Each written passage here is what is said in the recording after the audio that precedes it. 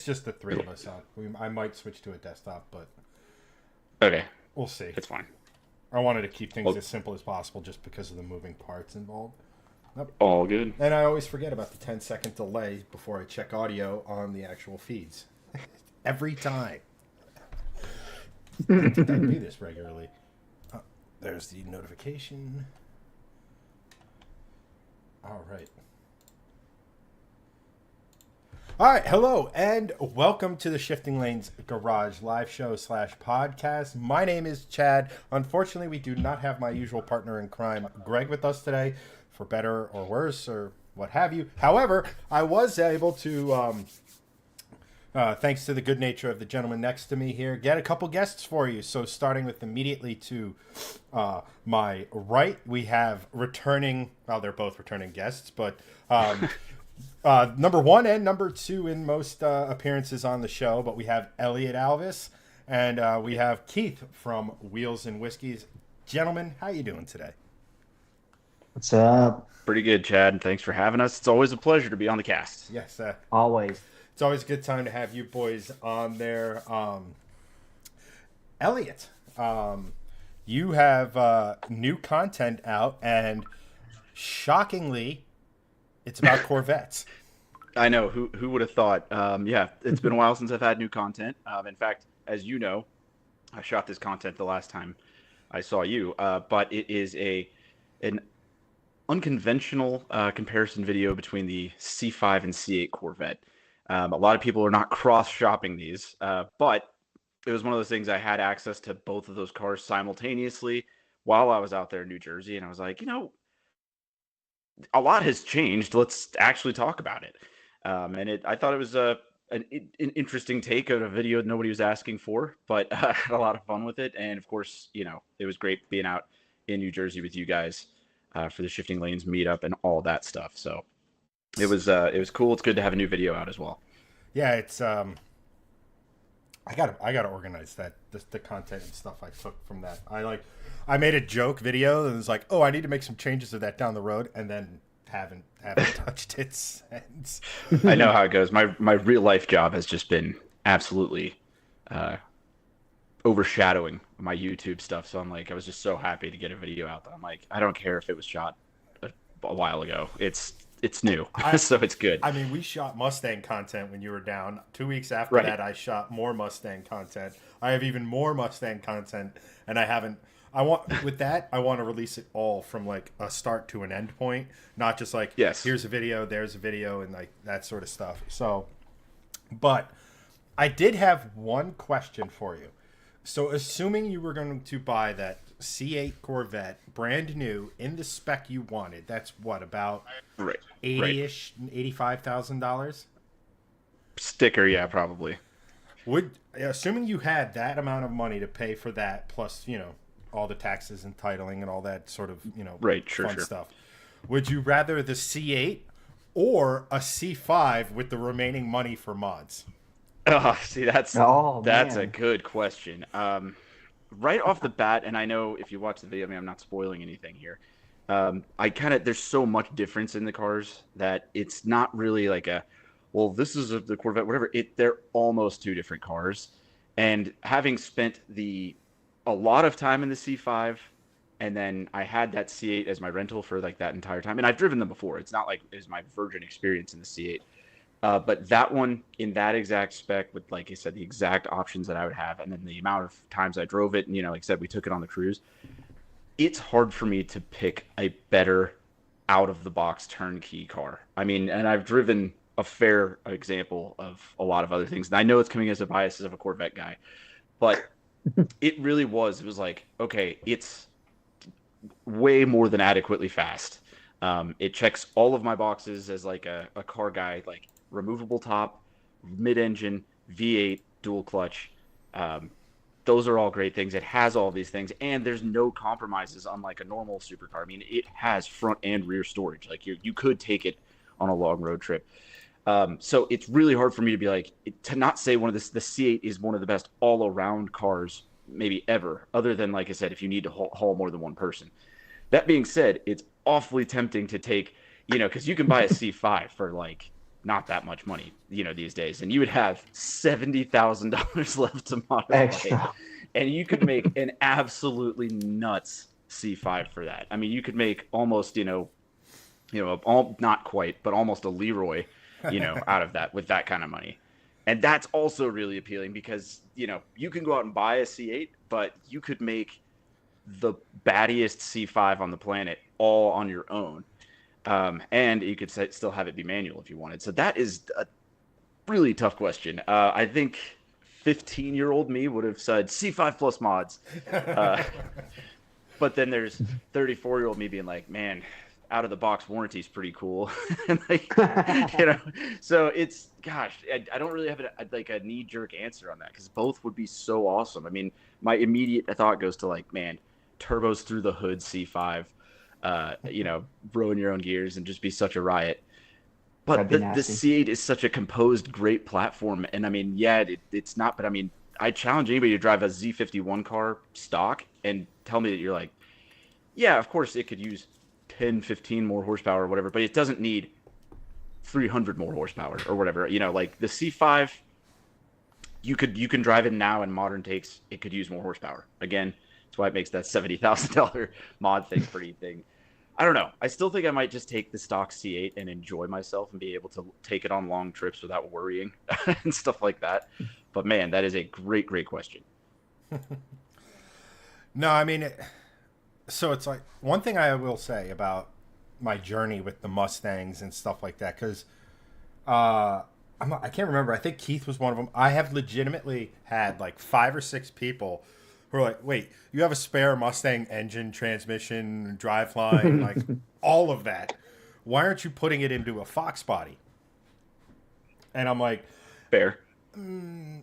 Part of me kind of wishes I had even thought of that, or even asking like Blue Sky what that would cost when this whole thing started, because frankly it wasn't even a consideration. But then I was like, you know what, I like the modern amenities, I like the modern interiors. I'm like, call me bougie or whatever, but I like the idea of having CarPlay. And I know you can make old cars have this stuff, but like just that modern thing. I know you're getting old.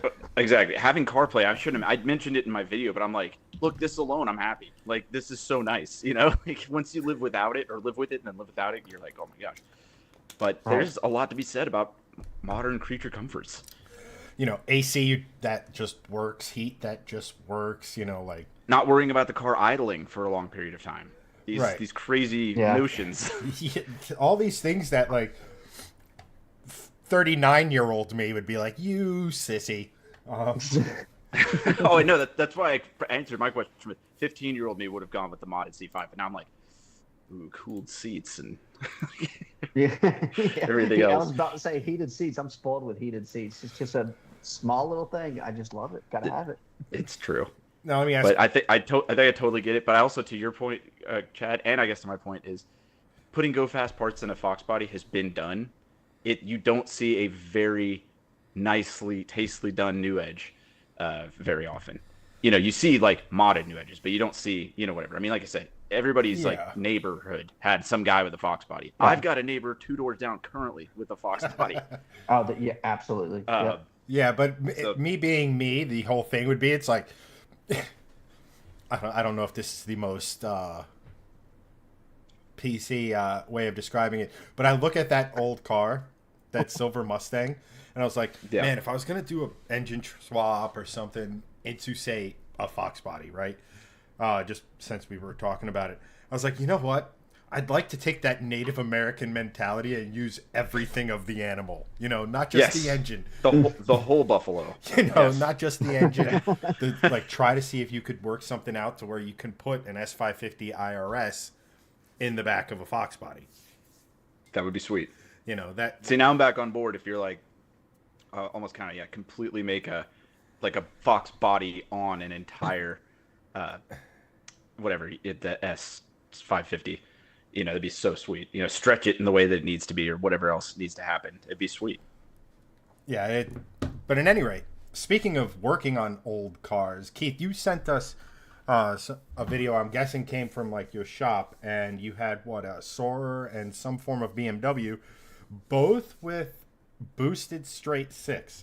Why don't you Right. tell the good folks kind of what you're working on and what they are and any big plan? But well, those aren't my projects, so that's just my shop. So on the side of doing YouTube and normal everyday life, I wrap cars and motorcycles, and that's just our shop that we have. That's my buddy that those are his two projects that he has. He just picked up that 335i, and it's got a big boy turbo on it. That son of a gun That is quick. looked so cool. Dude, it's nasty, absolutely nasty. Shout out Johnny. He's actually the one that founded Central Georgia Car Scene, our group that we do all our stuff with. And then to the other car was that right-hand drive Sora. That's his dad's car, and he's been getting it tuned up and ready. And They're out of frame on the cast, but I see him. yeah, here, come around. But yeah, that's his little projects that he has, and they're pretty sweet and pretty fun. So I gotta tell my little ones good night real quick. Sorry. Good night, guys. Good night. Good night. Good night. Say hey. Hey. Sorry. But yeah, so we have a bunch of projects. My current project, I have a 32 Ford Deuce Coupe that I'm working on, and it's I'm pretty much trying to modern the interior and modern the function, the comfort features.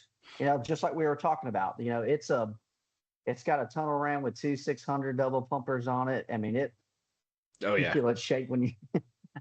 So I'm trying to make add some things on there just to make it a smoother ride. Just because it's an old classic with a 350 it's just shaking like crazy. But it's awesome. It's a cool hot rod. Yeah, it's part of the old school charm, though. I get that. Yeah. So, but yeah, I flip cars on the side too. So I had over 80 sports cars and probably about 70 motorcycles. Dang. So I like my toys, and I've been doing it for over 10 years now. And so I think my next project is going to be a 240, and I want to do an LS swap in it just because I love 240. I love small cars. Yeah. Love small cars with lots of With power. our audience, you have to be specific on which 240 you're speaking of, because a lot of the people in chat will think Volvo Oh, I was gonna say, I was like SX or ZX or DL. ZX, yeah. Yeah. Yeah.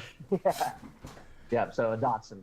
Would But be a 240 way to swap go. Volvo would be sweet too, That's the truth. Y'all have some weird builds. When I hear Greg and Chad talk, they come up with the weirdest crap. Yeah. We're gonna talk SEMA later, so we talk about weird crap. But no, Yeah. I like a good original swap though. Yeah. Yeah. Or swap you can't go wrong with, like a 240 LS swap, like you said. Yeah, exactly. I just want a nice, clean street car. Yeah. I can just hop in, still have some AC, still have power steering, and be able to rip some ass. There you go, exactly. Yeah. Mighty Car Mods just actually brought back their 240 with the RB in it, and like they did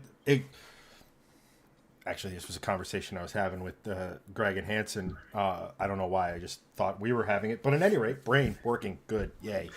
Car guy conversations. Yeah, they're overlapping. And yeah. But they just took... So 6 years ago or something, they put in an RB into a 240 chassis, big turbo, big plenum and stuff, but the car's power curve was nothing, everything shift, nothing.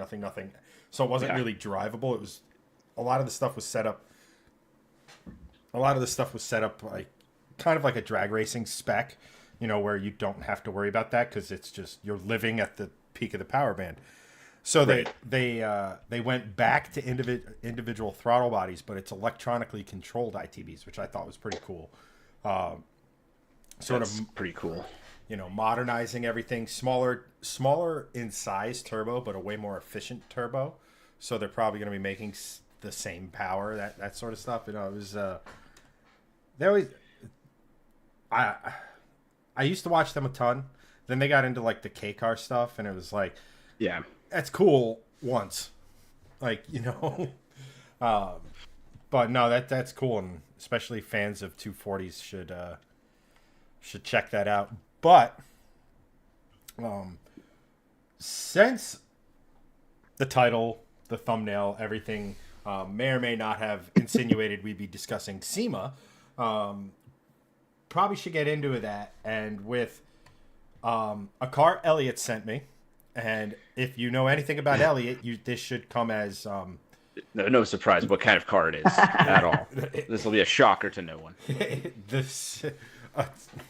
The C4 Corvette. However, what was shocking about this, and I tried to find some stuff on it, some articles, and a lot of the stuff was just in like reel or Instagram form.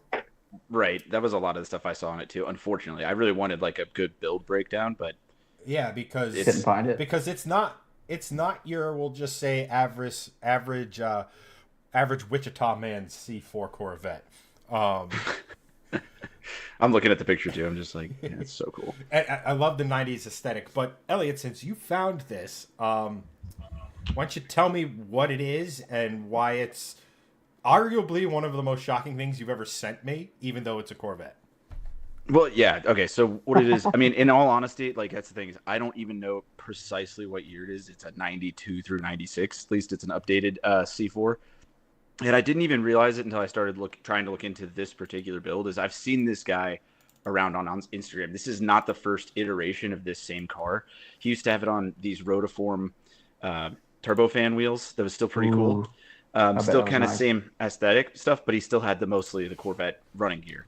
What he did this time, the thing that struck me is the first few walk-arounds I saw of this car were from the rear, and has this really cool, these cool like mirrored infinity taillights for the Corvette taillights. It's like a really neat detail. But the things that were striking are he had custom-made saw blade wheels, so they look like the saw blade. There you go. There's the mirror infinity taillights. The saw blade wheels look like the 92 through 96 saw blades, but they're bigger and they're 3-piece. So I thought that just looked absolutely cool because I like the look of the saw blade wheels, but obviously like anything else from the 90s, it's like they're 17s, so they don't fill the car out very much, especially if you slam it, which this car is like obviously on a very aggressive air ride. Right. I just think the overall, there you go. Yeah. So it's got such a stance. I mean, I would run over to that car, and not just because it's a C4. I mean, it's just one of the most like encapsulating rad things I've seen. But the big shocker, I think, and the one that might definitely surprise Chad most at being a Corvette purist, that I liked this thing, is that they've ditched the LT1 for a turbo diesel Mercedes engine. And it's coming, it's got holes in the hood for, the ventilation and stuff like that. And then the exhaust, the turbo outlet comes right out of the side strakes, or where it normally has those little side gills on the C4. And it's such an unexpected and yet cool thing. I can only imagine, like I said, you see a car like that, and I guess either you don't expect it to make much noise, or you may expect it to make a lot of noise, but you expect it to be a V8. And I can only imagine hearing, a clackety clack of a diesel in that kind of Corvette. I don't know, it's just something about it. Even though it's sacrilegious, I loved it. And I love to see, like we kind of talked about earlier, an original swap. I have never seen, I've seen a K-swapped Corvette, online back in the day, and you've seen inline six stuff, but I've never seen a Mercedes diesel swapped Corvette. And like I said, everything about this build is over the top. I love the way it looks. And surprisingly enough, the body kit, the ground effects, and the spoiler and stuff like that, that's actually not like a custom thing. That's actually just a Greenwood body kit from the period.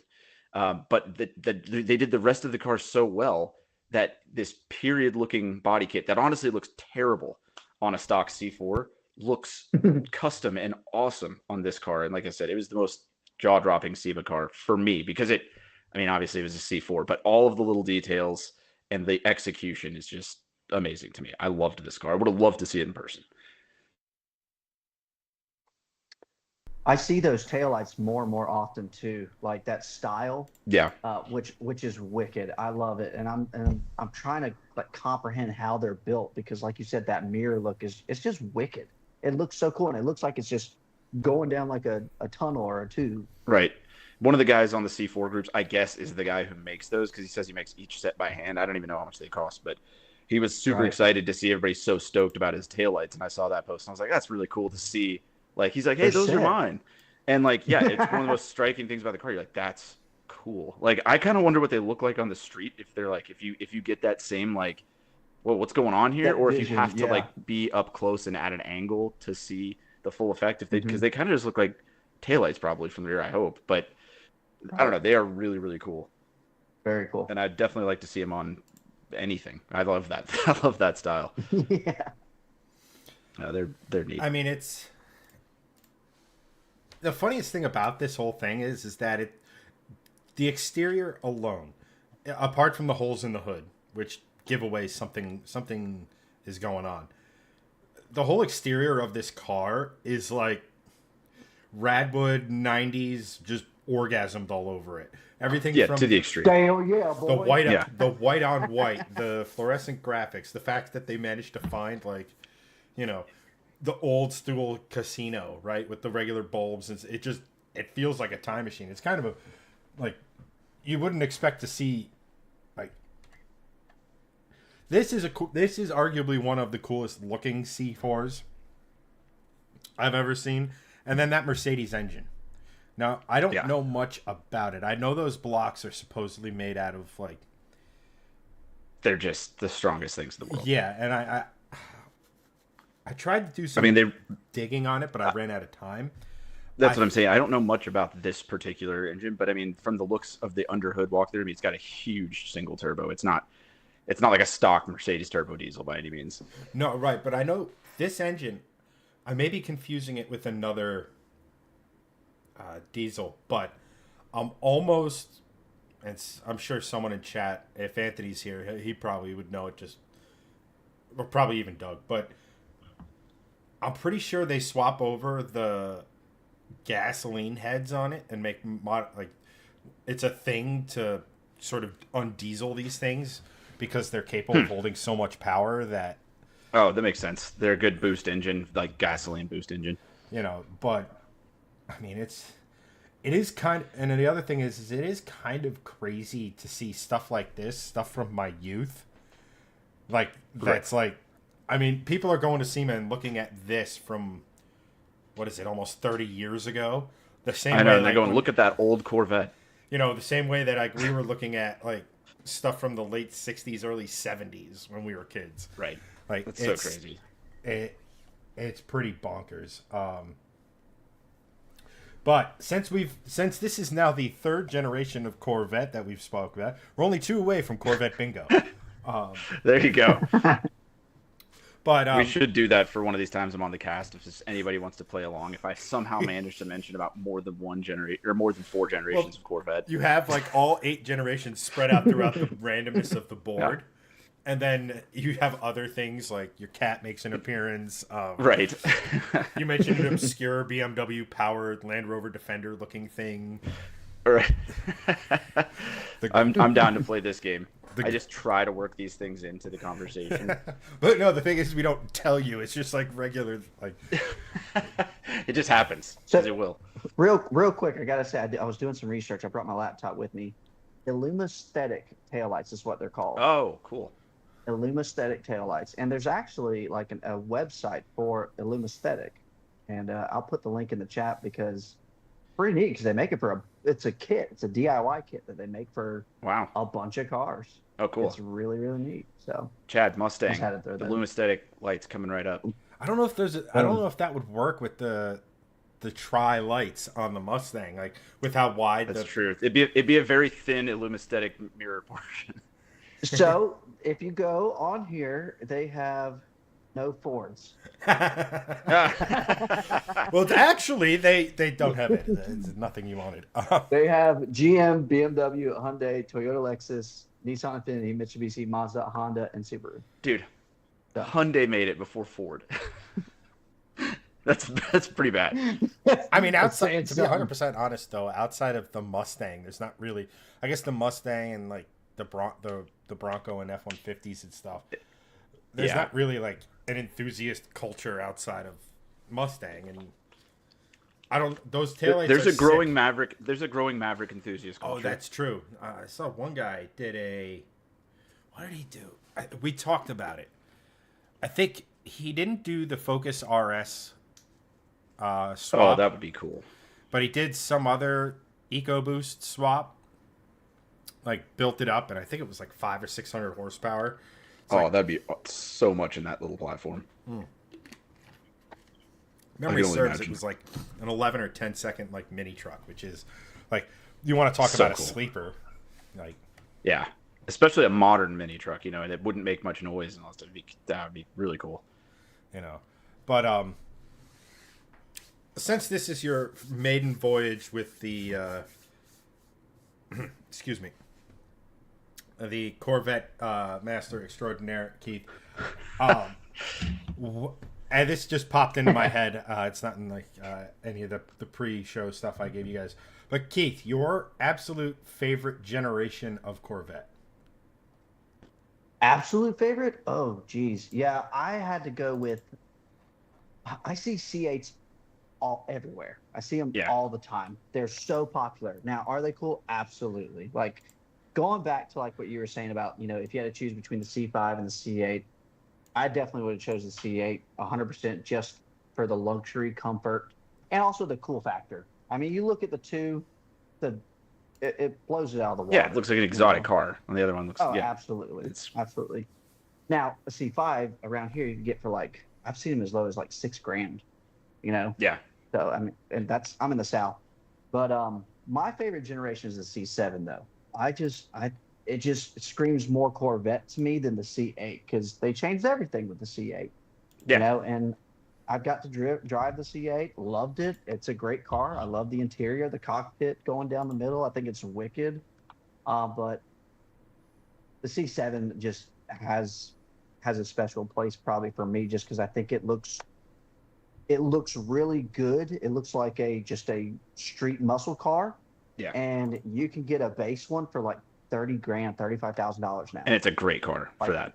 Dude, exactly. You're getting plenty of power, a good budget, and you know they're just nice. They're really nice. I think you agree. They're the best looking. You know, like I said, that's the last of the traditional Corvettes. You know, right? And I think the platform is the best one because they did the most that they could possibly do with a front engine rear drive setup. Like that is for the Corvette engineers. They're like the C7 is as good as that setup can be. Like, you know, that's in ZR1 form, they're like, we have done as much as we have pushed that configuration as far as it can go, and now to do any more, we have to go, you know, mid-engine. And that being said, if you're a real traditionalist, pretty cool. It is something cool to think about. You're like, this is as good as they could have done with how it started, you know, and everything will be different from here on out. And yeah, they'll be faster and, you know, whatever else, but that old school traditional layout, it's the ultimate version of that. And I love it too. Like I said, even the C7 Z06, I think is one of the coolest looking cars ever. Oh yeah.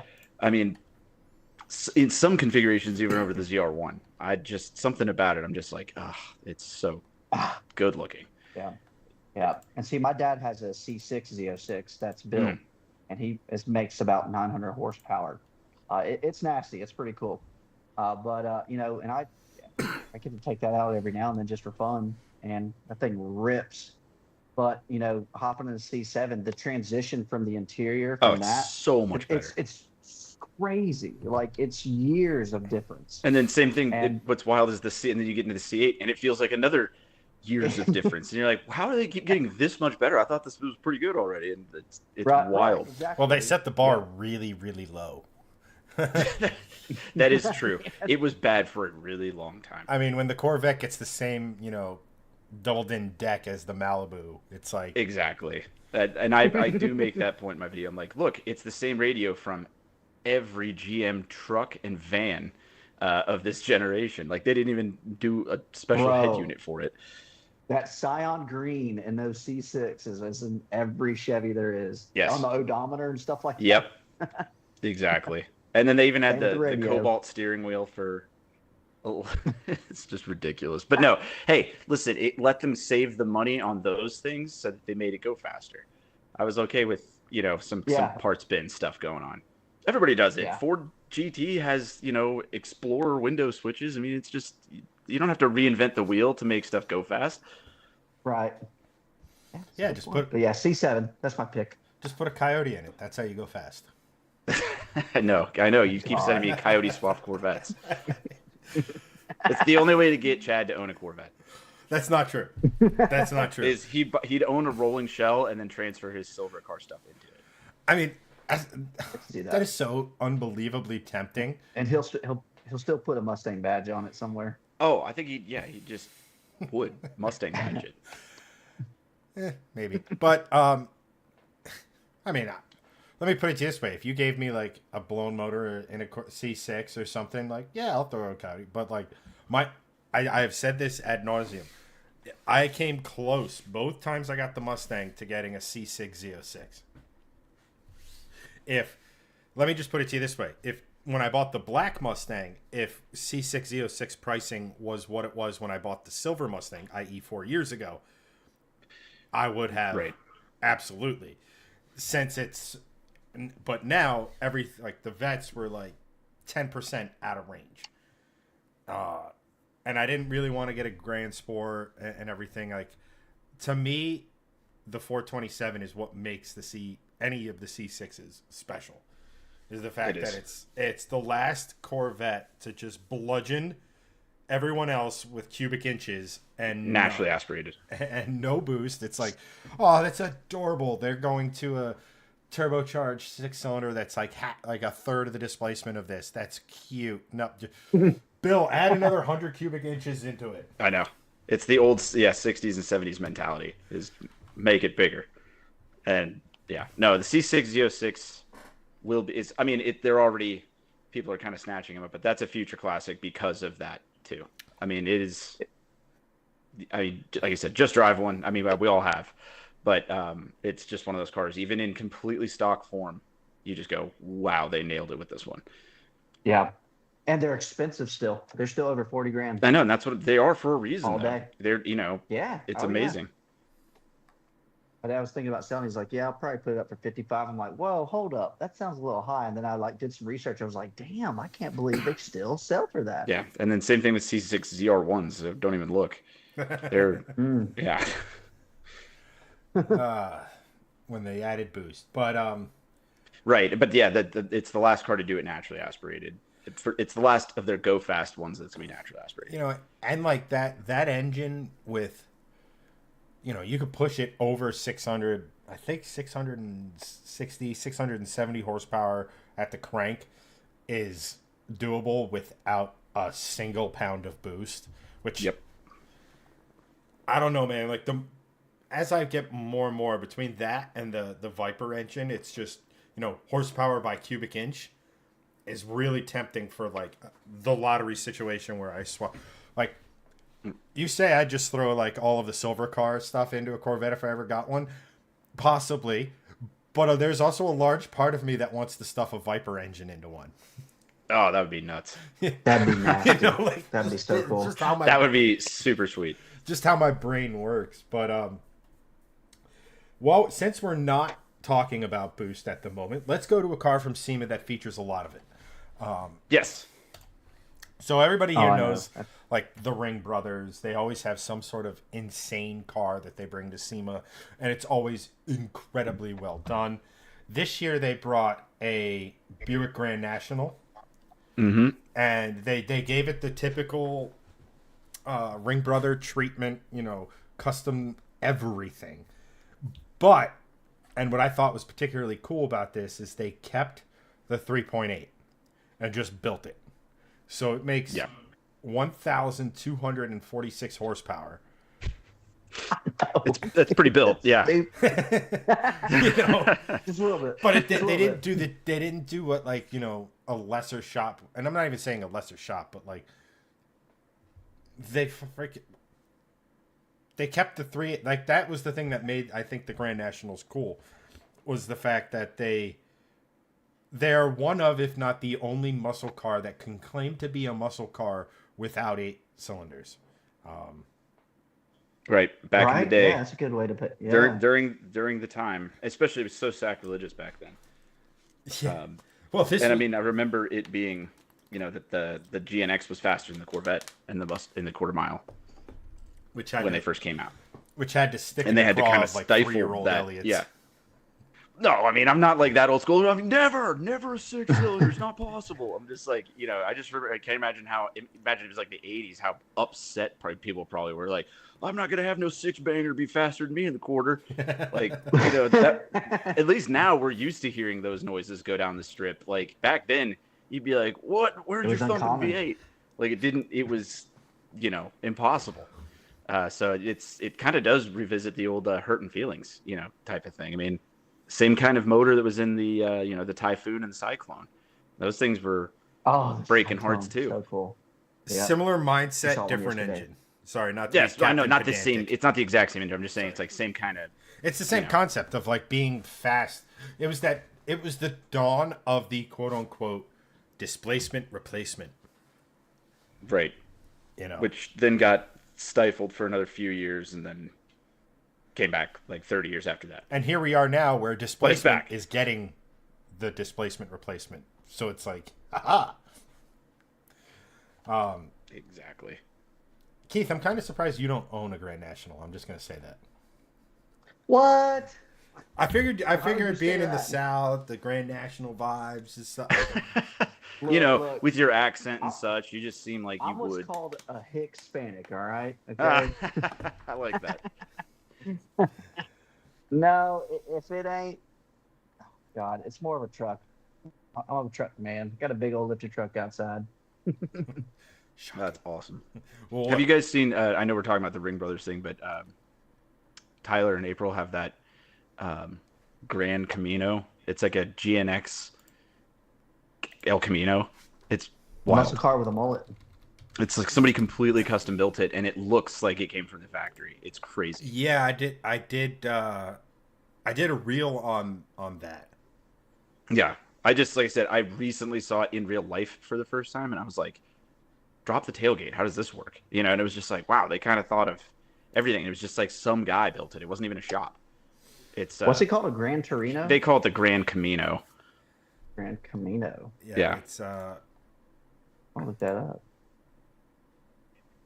But it is it's pretty neat. I don't know. Like I said, it was very shocking to see how well done it was.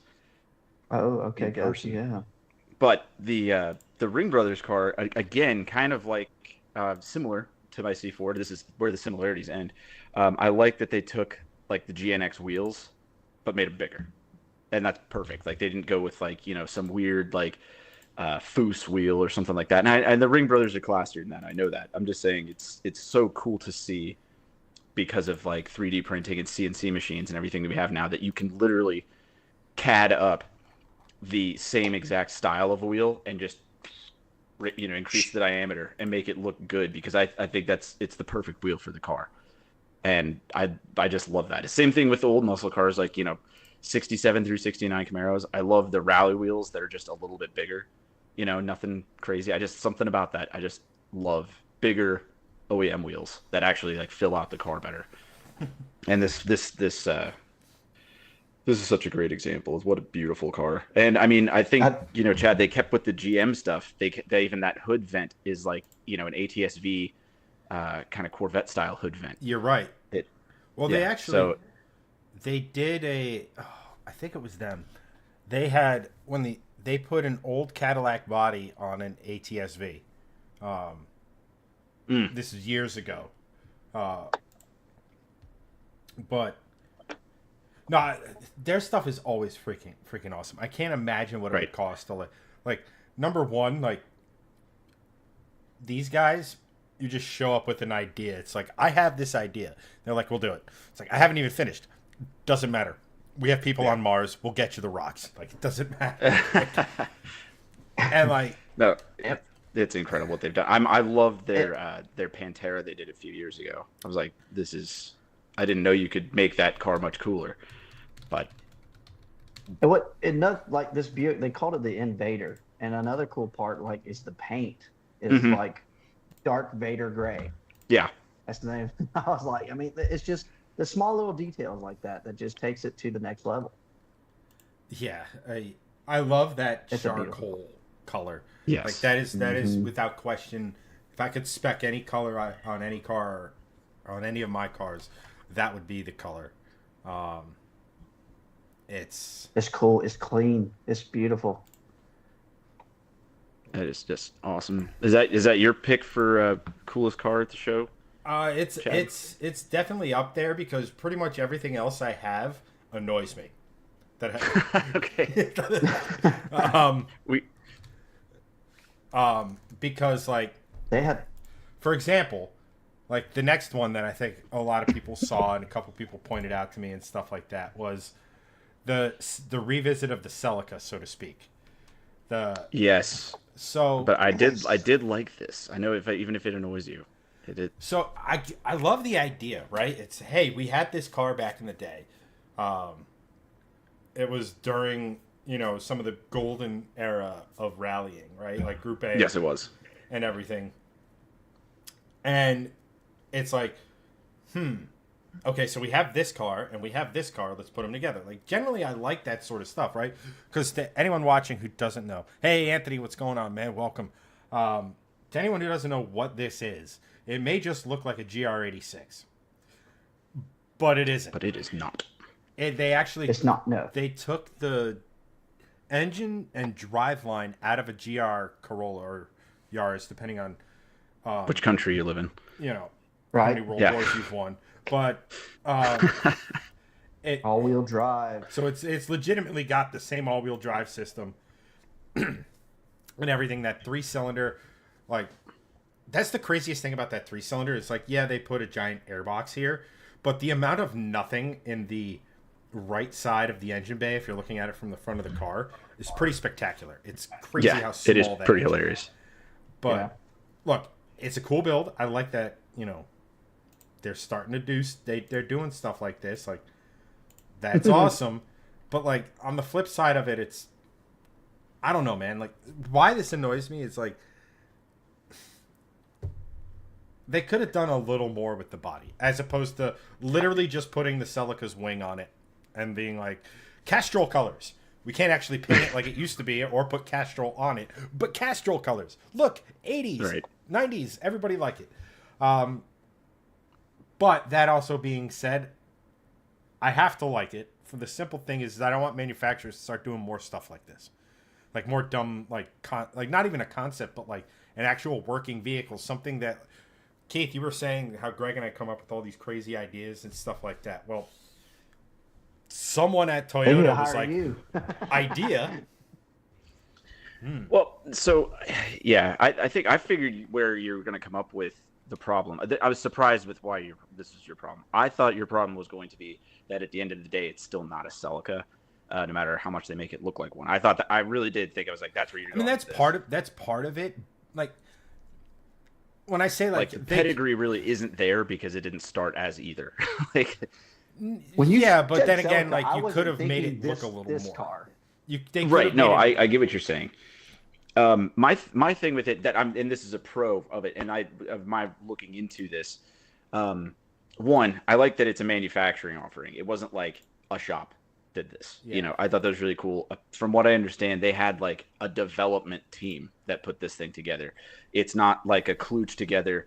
Let's hack up a GR Corolla and hack up a GR86 and make them fit together and make it just work enough to be a show car. Apparently, it's like a really engineered, tested, like working vehicle. Really? Like they could make it like a reality kind of level of work that went into it. They could make it another one of those. They could make it, but they won't. Right. And Chad's like, don't do it. And they won't do it. I don't doubt it because it would sell too well, and whatever. Like it's like it just.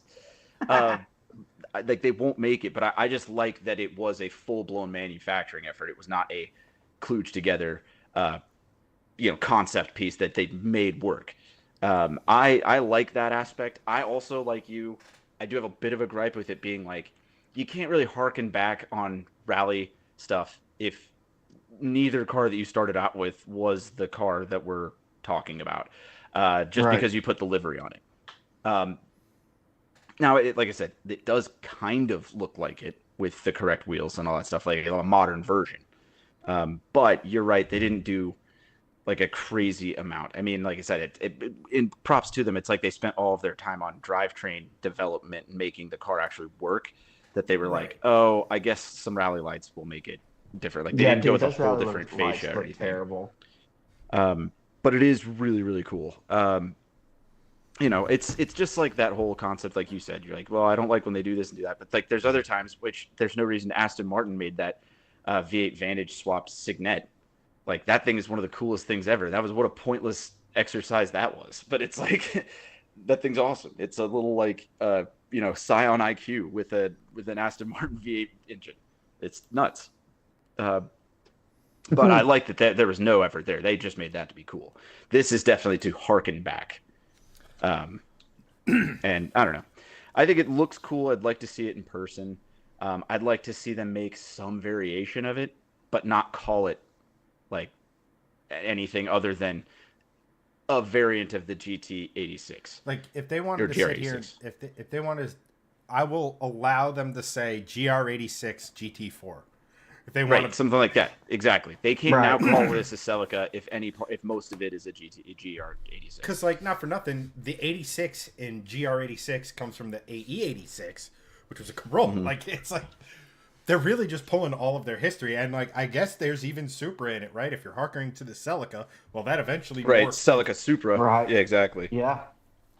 Well, it's funny you said Celica, and I was like, yes. I thought you were talking about that 76 with the V12 in it, and I was like, because that thing's nasty. And then you pull this up, and I'm like, and you're like, the hell's this crap? It's only missing 9 cylinders. What shit is this? No, like I said, I don't know. What crap is this? I don't know. I'm beating a dead horse here. I like it. I know they're not going to make it. I'd like to see them make some version of this and go racing with it, and then actually get it some racing pedigree. Then I won't be as don't call it this or don't dress it up as that. But I think it's a really cool design exercise. I love that it's a manufacturing car. I love that it works and that they built it. I'm cool, really but do better. I'm really doubtful that any version of it'll see production, either race or street. But I thought it was neat. And it probably could have stood alone on its own without the Castrol colors. Honestly, it's cool enough.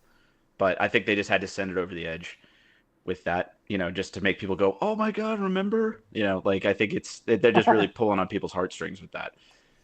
Which is weird to me because I don't think they sold, or if they did, it was very, very, very low numbers. I don't think they sold the GT4 over here. They didn't. That's why everybody's all stoked about them, because you can get them now. You'd be able to get them for the last few years. And maybe they're going off of that hype because people are kind of realizing how cool they are now. Now that we have a few stateside, but no, it wasn't like we had that. I mean, we had the Celica, and obviously we had the Celica Supra, and that generation of Celicas sold really well here. It was a nice car. We even had that Celica convertible version of that car, which oh my God, yeah, it was, like I said, kind of random, but like I said, that people had them and remember them. But I don't know. I just don't know if there's enough there to be like, oh yeah, well, because we never had the GT4 version. We never got a spicy version of that body style of Celica. And then obviously the next generation after that was a far cry performance-wise from what that one was anyway. Although cooler looking, in my opinion. Yes, very cooler. Yeah. Very cooler. That's very cooler. Much cooler. Very cooler. Wait, wow. Magnitudes more cool. Yes, there you go. No, like I said, the last thing I'll say about this is the fact that somehow, some way, Toyota's the most exciting OEM at the moment. When you look at everything they're doing, is so crazy to say. I know, but you're right. the whole GR lineup. It's and they're doing things with GR that, they're building this as opposed to the M division. It's oh, that's our latest SUV with a 2-liter diesel engine. Slap an M badge on it. Now. Yeah. Oh god. And same thing with AMG making they used to make, AMG Sports and different stuff like that. Now they're just making half step AMG, and they're calling it it's an AMG 53. And you're like, that was supposed to be 63. And they're like, that's a different car. That's a real AMG. Yeah. And you're like, what? But whatever. That's a whole different bone to pick. I will say this from real life experience, coming back from the January Scottsdale, speaking of GR, it was the one time. So the only 2 ride along experiences they had were Dodge doing you could ride in a Challenger, Charger, Hellcat, whatever, final edition, jailbreak, blah, blah, blah, blah. Or you could ride in a GR Supra. And it was interesting because like the Hellcats and stuff make all the noise in the world. But the Supra guys were sending it on the track. I mean, they were going so much more sideways and clipping apexes. I mean, it was a full drift ride along, whereas the Dodge guys would just make noise, go really fast in a straight line, and then try to drift at the corners where there was enough space. But the Supra ride along, which was like I did both just because I gotta cover my bases here. But the Supra ride along was like that. This is for so much cooler. Even though you get the American goosebumps for the Hellcat thing, but it was like I've never thought I'd see the day where one of these ride along experiences that these Supras are overshadowing the supercharged loud stuff over here. It was like I said, they brought out the right guys to do that experience. Dude, the Supra is awesome. I love the new Supra. Like my buddy has one and he has it tuned. Holy smoke, that thing rips and handles incredible. Very impressed. I'm glad you said the Supra. Some might say it's the ultimate driving machine. Dude, yeah. That thing's it's just awesome and it's comfortable. Like you get in it and you get all this modern technology, but you have a aggressive, mean look to it, and it's just nice. Like that. Like if I was to buy a car, I'd probably buy a Supra, the new Supra. And as a thing, awesome. like I had an old Z4, but I want a new stick Z4 with all the Supra goodies. It's like it's a convertible Supra. I'm exactly, like, it's so cool. Like, I'm like, what a great car.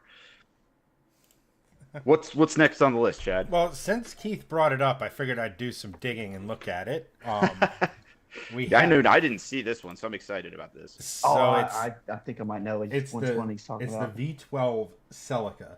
Yeah. That's using the... That's so freaking cool. 1G... What is it? The 1GZFE or something like that? Is the Toyota V12 that people are just starting to... Starting to is not the right phrase, but like when it comes time for a V12 and it's an inexpensive one, that's the one people are going with. And I mean, they sound with ITBs, they sound insane. It's so many ITBs too. I love it. Dude, classic JDMs can get it all day. Oh my god, that looks so good. No, that's so cool looking. Oh, it's wicked. Dude. And it's like half in the front, like one of those Bose Suzuki, like ridiculous cars in the front. But like then it just takes it over the top. Like I said, velocity stacks, that many of them is so cool. Like, I already love velocity stacks, like no matter how many there are. But then like that many of them, you're like, oh, it's awesome. Like the only other place you see that is like, a Ferrari Tester, like a 56 Ferrari Testarossa. And even then it was like they kept them short and like under the thing. And this is like, bam! It is a in your face, dude. Organ pipes sticking through the hood. Must be fun in the rain. Oh God! God. That's I can't stop at stoplights. I need to keep the water out of my intake. Dude, this looks like something like a Yakuza mafia boss would drive. Absolutely. They did. That's what really cool. I can't believe I didn't see more of that. That is this cool thing. Maybe it's just not in the my algorithm isn't showing me anything, but look up more classic JDM stuff, bro. Apparently. Well, you looked at so much Corvette stuff that it just blocks away all that rockety stuff. It's just feeding me only Corvette stuff. He's got tunnel vision. He's got tunnel vision. It's like that's what I'm saying. Like I don't even get to see. The best you get, according to the algorithm, is it's a Corvette with a Mercedes engine. But that's it. It's as crazy as you're getting. Yeah. Like I have heard him say Mercedes at least a few times. So. No, that engine's so cool, and apparently, like everything Toyota did in the late '80s, early '90s, the blocks are really stout. What is it? Sochi Nagata, or whatever his name is. Top Secret. The gold. Oh yeah. The gold. The coolest Supra from back in the day. That white one. He built one of these engines and twin turbocharged it and made over 1,000 wheel horsepower and put it in a Mark IV. That's nuts, dude. Like probably Oh yeah, I remember the V12 Supra. I forgot all about that. To me, for my money, that is the coolest Supra ever made. Like, and I used to be a 2J file, like, to the core. Back when I had my IS 300, like, and arguably, I think it was recently surpassed by the Coyote just because we've gone so many different routes. We went the boosted route and now we're going NA route. So like learning both sides of that engine. But like prior to that, it was not even the 5-cylinder in my C30 or the S54 that sucked ass in my my M3. It was the 2J. But like the 2J was the engine I knew because I had that Lexus for like 10 years. That's easily the one car I've owned the longest. So I was 2Js, and it was like, oh, what is this 1J they speak of? Oh, it's half the price of JDM 2Js, but it's still capable of making really good horsepower. Imagine that. Hey, what's up, Blake? Blake's one of my buddies. He was at SEMA, so he's a good resource. He apparently saw this car in person. So. Oh, nice. Excuse me. That's awesome. Yeah, it's incredible. I think seeing a classic JDM in itself is rare. I never see them on the road. You see American Muscle all the time, of course, but having a Japanese classic, No. is just Well, it's because it was kind of at the time, even in the '60s, people kind of had this. They didn't forgive him for World War II yet. So like, it's funny, but it is like one of those things they didn't want any of that Jap crap in their homes or whatever. So like the dealerships existed, but people are like, ain't no way, like they're just, yeah. And so that's how the Nissan name came about, was because they didn't want to, roll with Datsun. They roll with Datsun because it had that connotation to it. Mm-hmm. But then, so what they did, like I said, and this is ultimately how we ended up in the glory days of the cars. They just were like, we don't care what it costs. We're going to make our car so undeniably reliable that it will eventually, and like, I mean, obviously, the Americans have to buy it. And they did. It was just like it's you couldn't hate them enough to deny there. Be like, wow, well, that's crazy that my neighbor has one of these, and they don't need to do such and such service, this thing. All of a sudden, it was just like, you just don't need to do it. They just had such a. Then they just became synonymous with Japanese cars are reliable, which is all you can do. And I mean, people still have that connotation. I still have that. Hey, you want a good car? You don't ever change the oil in at any point during your ownership? Get a Civic. Toyota. Yeah, it's like whatever. Or Civic. You know what I mean? Yeah. It's you still have that because you've watched it happen. And no matter how good they were, they didn't sell, so we don't see them over here. Like you don't see stuff from the 60s, and that's why that the Toyota the 2000 GT, I believe it's called, one of the best looking cars of all time, but it was really expensive and Japanese at the wrong time. So so now's the best that time. car's history though is insane because it actually goes back to the to Keith's dream JDM classic, the 240, because originally famously, the 2000 GT, Toyota worked pretty closely with Yamaha. Well, originally, the bones of that, what became the 2000 GT, was supposed to be the 240. And Nissan's like, yeah, no.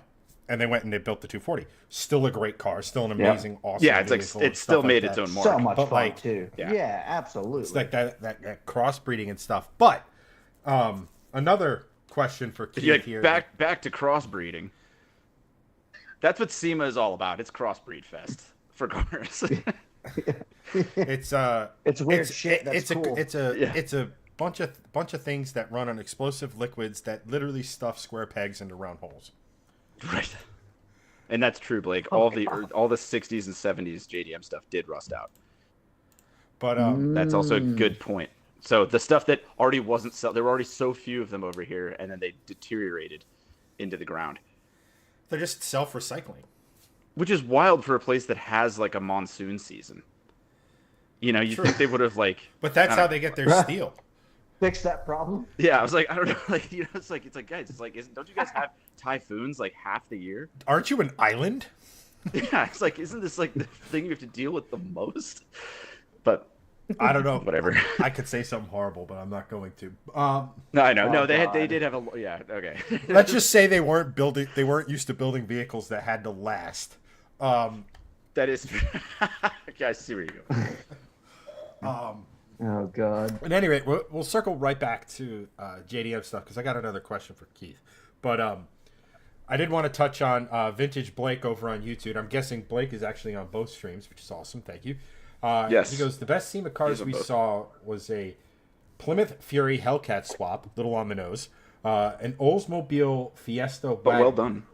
I mean, let's put it this way, right? Elliot, if you got a 69 Camaro that wasn't really anything special from factory, you're probably going to put an LS in it. And I'm not just saying that to be funny. Yeah. It's probably what you're No, it's a good... It's common. It's going to work. Can't go wrong. And also, it's actually probably one of the most affordable ways to do a resto mod these days. Yeah. That can be comfortable to drive and still go long distance. And they make all of the accessories for it. Like, it's a really sensible build now. It's not like it was... If you did that in 2004, if people are like, holy crap, this has really not been done. And, it's like you're treading new water. And it's like, it's not anymore. So I for that reason, I don't ever knock one. I don't praise its originality. But it's not you can't go wrong with that direction. No. The LS swap is so saturated now, which is a great thing because you can, I see them in Bel Airs all the time and they turn them into touring cars just because, you can hop into Bel Air and go to Florida. One of the companies here in town, their sole job is making accessories for LS swaps. And they have just an entire catalog.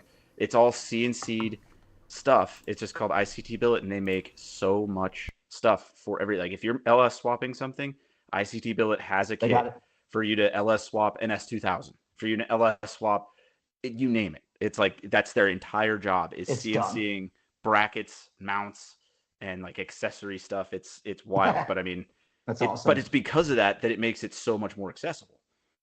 Right. And it works. Yeah.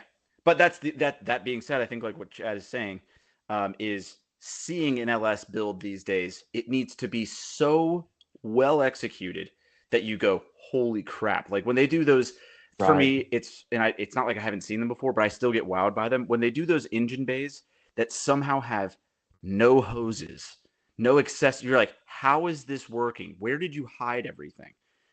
You're like, I know it's an LS, but it's been you just see two, painted tubes coming from somewhere in the firewall, and then you don't see a single belt, pulley, wire at all of anything, and it's not necessarily hidden under those are the things where you go, all right, well, that's a very original build. I don't know how you guys made this, work. Yeah. That's when I'm impressed. But in the early 2000s of SEMA, if you did an LS swap at all, it was man, you were breaking new ground. You just were in 2004 or 5, 6. The only way to get an LS was to find a wrecked Corvette or whatever, or and then once people started figuring out you could get them out of and vans and different stuff like that, and make them an LS, it was one thing. But like I said, it was treading new territory at the time. I think we are well past that territory now. It's not still a job that a normal guy can do in his garage, but it's becoming more and more a thing where there's enough information out there to where you could. Right. If YouTube you go education, and there's probably a kit for it. Exactly. You're so far from being the first one to put an LS in a 67 Camaro. It's not even funny. You could Google, I'm having trouble with this LS in my 67 Camaro, which those two things shouldn't come up with results, but they do because it's been done. Yep. Yeah. But, so I do like seeing it, but we're so far gone from it. If somebody does it in an entirely new platform. I had a 71 Vega. It was a Pro Street, and we were so close to putting an LS in it before I traded it for my Deuce Coupe. We took the motor out and everything, and I was like, all right, I found an LS motor. I was like, you know what, we're just gonna LS swap it, and it'll bolt right. And that's another thing, it'll bolt right up to the transmission that I already had. Yep. And it's ready to ride. He goes, I mean, my buddy that was helping, he goes, all we need is a wiring harness. He goes, you already got the engine mounting bracket, so we're good to go there. He goes, just and they make things. And now, it's even better. You just get and also you just get a kit from you just get a kit from Holley. Don't even worry about gauges. You get that 7-inch screen. It is already hooked up. You don't need to worry about there's none of this. Plug and play. Yeah, it's crazy what you can do now, which is great for the hot riding community. Which with our generation being not necessarily us, but everybody being a little less and less likely of doing hands-on experiments like that. Not experiments, just projects. Kits like that make it okay, I could do this is so much better than being sure, you could fit it in there, but none of the electronics are going to work. Like that's going to scare somebody away. But like I said, a company like Holley made it possible. They're like, oh, we'll make it easy for you. Yeah. Plug and play. Exactly. What's Sorry, got on a rant. I know we did get on an LS rant there, and Chad's like the Coyote people. Well, it's funny. It's funny you mentioned that because here's a 1969 Camaro with a Coyote. Oh, good. You've been waiting for this one. No, I'm kidding. I'm totally Okay, kidding. I was gonna say. I was like, oh, great. Look, if I've said it once, I've probably said it 2 or maybe even 3 times. I don't hate the LS. I think the reason the LS is great is because it's a lot of motor and a very small package. Like I'm sure I've sent you guys the picture, but there's a picture floating around the internet where it's an overhead shot of an LS and like its cross section sitting right next to a 1.8 liter Miata 4-cylinder, and just how there's only like maybe that much more engine for the LS. It's insane. That's why you can LS swap an NA Miata without changing the bodywork. Like it's right. Yep. It fits. Yeah, it just straight up fits. It's wild. And same thing with why, and I've driven them. You can LS swap a Porsche 996, and it's actually lighter than the Metzger, flat 6 that came out of it. Oh wow! And it's like, what? That doesn't seem to make sense. Like if you look at those, you're like, I mean, given fitting it in there is not too easy, but And there's kits for that too. Like there are. It's crazy. Tony Angelo on Stay Tuned, the YouTube channel, built an LS Swap 996, and I mean the thing rips, and it's such a mind f. I know, trust me. Like you see a port, and you like, let's just say you happen to put just like a fat kit. I would if I was to do that swap, I would absolutely put the fattest street cam I could find. Something where I believe the people you're supposed to call that a hog ass cam, Chad. Whatever, you guys use 3 too few cams anyway, so that's why we're able to fit our engines in more stuff. Yeah, that's why our engine makes more power. Like I don't know what you want to talk about. Oh my god. It's okay. All the high-end Corvette video. stuff is dual overhead cam now. And, yeah, like. Ugh. See, they could have done that in like an updated body on a C7 and gotten the same. Like, could you imagine a front engine C8 Corvette, let's just say, with that ZR 1000 horsepower twin turbo engine? It would have been nuts.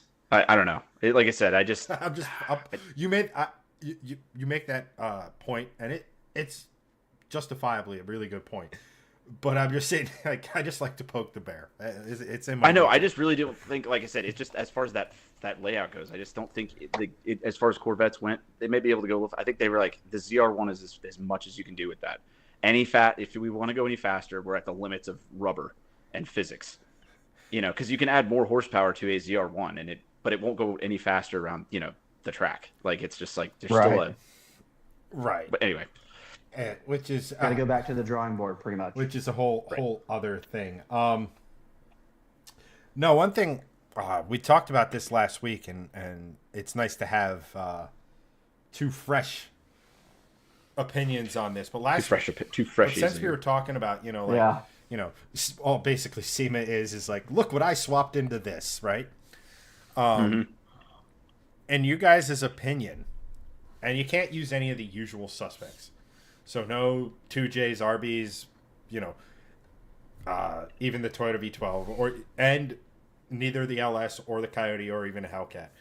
What is the one engine that you would like to see, that you would like to do a swap with?